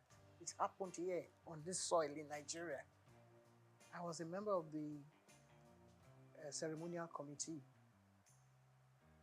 I remember the opening ceremony. There were about 15 heads of state. We've never had anything like that since then. That is what we should ask ourselves. Every head of state that takes over from Nigeria should find out again. It's not from broadcasting that you can get the answer. You can get the answer from technocrats who had worked in all those areas. What happened? How come it couldn't happen again? It's like Armageddon. Every country was represented. Every culture was represented. Miriam Akiva was watching us and called us at the station one day and said, even the way we linked programs, they couldn't expect that it could be happening in Nigeria. We received phone calls. People were sending us bottles of champagne on the air. The links. Bimbo Oloyede was there with me. I was at the opening ceremony. I was yanked from there to come back to the station. From, interacting with the head of state or with our head of state at the time to come and man the station because what was phenomenal. How come we've not been able to do it? 77 years, how long ago was that? I was only 37 years old then. I'm going on 90 now. It hasn't happened again. We should examine that. Even the head of state that was there is still alive. Let us ask him again. Let us put him down and say, Oga, please explain to us what happened. Some people came up with a theory that the symbol that was used was fetish, that is what has happened and Nigeria has turned upside down. If that is acceptable, it may be superstitious in your eyes, but let us find out. Let's go call the Babalawo. Is it bad that it is a Nigerian that carved this image? And it is making news outside the world. Now you say, no, it is not good that Nigeria should be able to project an image that would attract the whole world, something that will bring everybody on their knees. After the first attack, we were still recovering, just batting in the glory of first attack. What's this artist, the blind one, who was not part of it, who didn't believe in it? He came and had his own first attack, all on his own, from America. Stevie Wonder, he came with his whole team. We had to mount all the cameras back in the studio for him. He had his own 7-day festival here in Nigeria. What prompted him to do that? Other people came. They wanted to know what was happening in Nigeria. What has happened? We couldn't have another festival since then. What do you think went wrong? Nothing went wrong. Everything went so well that people wanted to destroy our own Nigerian people. Wanted to destroy the glory that's this whole thing that emanated from it. It hit the whole world. People are asking, when you go to Britain, you say, what happened? Why aren't you having? I had a friend who was head of the, he was from the British Guyana, the black guy. He was friends with everybody. He knew all Nigerians. Said, what happened? Why are we going to have another festa? Professor Ian Hall, he keeps asking me. Even if we can't have it because it was very expensive anyway, Nigeria had all the money. Even though we had a coup after, it was first of all the brainchild of Gawan. And then Muritala came on board. Muritala was killed, but in spite of that, they couldn't kill that dream of having a Festac in Nigeria. If we are able to bring out all those programs again, I think we'll be able to answer those questions. I'm still alive. There are a lot of people who will still want to know the answer to that. It's a very, very brilliant question that you have asked. I think if it was another country, we'll set up an inquiry and say, what happened? Can we resuscitate this whole dream? Some of the tapes that we had then in WNTV, some people put them in one place and set fire to them because they felt maybe somebody in their religious organization said, you are the one projecting all these things, so Nigerians are bringing idols around. Who gave them the idea to make the idol? It's God now. It's from God. Whatever thing you were able to put together. The Bible was put together because God loved the world so much, and He wanted us to learn about, things that had gone out from the time of Adam and Eve. God loved the whole world and created Muhammad and said, put people together and let them say Allah Kubaru every day, morning, noon, night. God created so many wonderful things for us, so many images that we can imbibe from, so many things that we can learn from.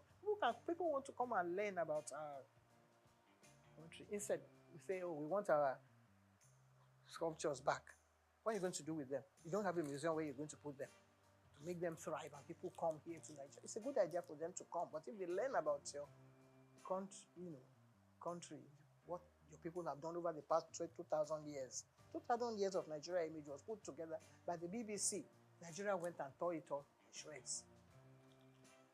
He tore it up. He said, what are you doing with that?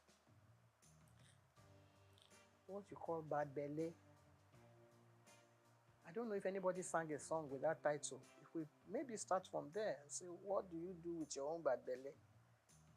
Some people, National Stadium. There is no theatre in England, in London, that I know that have gone to watch plays and things that have not been in existence for over 500 years. So many studios. We have one big one, the dream of Nigerians. And now we want to go and do banking there. We want to go and do trade. It's supposed to be for culture, for our own culture. Lagos State will be dragging federal government by the neck and say, no, we own the theatre now. And we want somebody to come and do something there. If we can only put all these things behind us, the evil that people have done in the past, people like Julius Caesar, when they were writing all those, when Shakespeare was writing all those things like that have happened in the past. We should examine them. Get people like Wade Soyinka to sit down and rewrite the whole history again. If they ask me questions like you are asking me now, I will be there to answer. Because I saw it all unfold before my eyes. The image of Nigeria will come tops. All the stations in Nigeria should get involved and do stories on this question that you've asked me. A very salient question, and I love it so much. That might be able to revive the image of this country and let us know where we are heading, in what direction, and bring us back to really the point of salvation.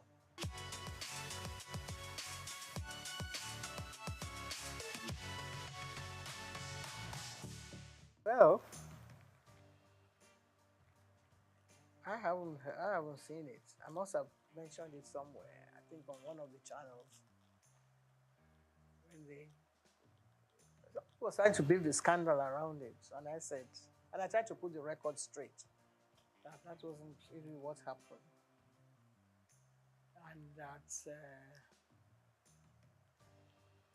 it was from, I think it was from a book that was written by one of the wives that said that I was party to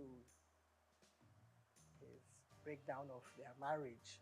And I was trying to put the record straight that that wasn't really the true picture. I have due respect. I have to, bow wherever I come in the presence of a president of this nation, past, present, or even present, yes. I hope I'll still be around when we have others coming on board. But I was taken aback that the head of state asked me a question that, because in the past, we were in the studios when the head of state came, and we were given scripts.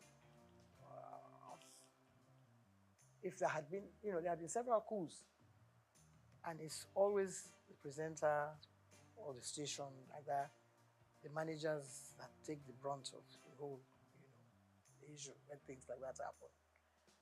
You don't know who is coming. You don't know how many jeeps are going to be coming in. You don't know how many, what you call their, all those heavy equipment that they drive in as they are coming into the studio. You don't know where they are going to shoot the station down. Nobody knows that. It's only the people who have worked during that period that can relay those experiences. Sometimes you're at work in the morning, by the time you come back in the afternoon, the government has changed. And if you haven't got maybe your ID card, you won't be allowed into the station, or somebody can throw you in or into jail. So all this had happened in the past. Nobody has told any of these stories. People like Segun Lushola or Dr. Kolade. Somebody might come and say, so has happened. I was driving my former husband to work in the morning. I dropped him at the station. By the time I reached home, there had been a coup. Murtala had been killed.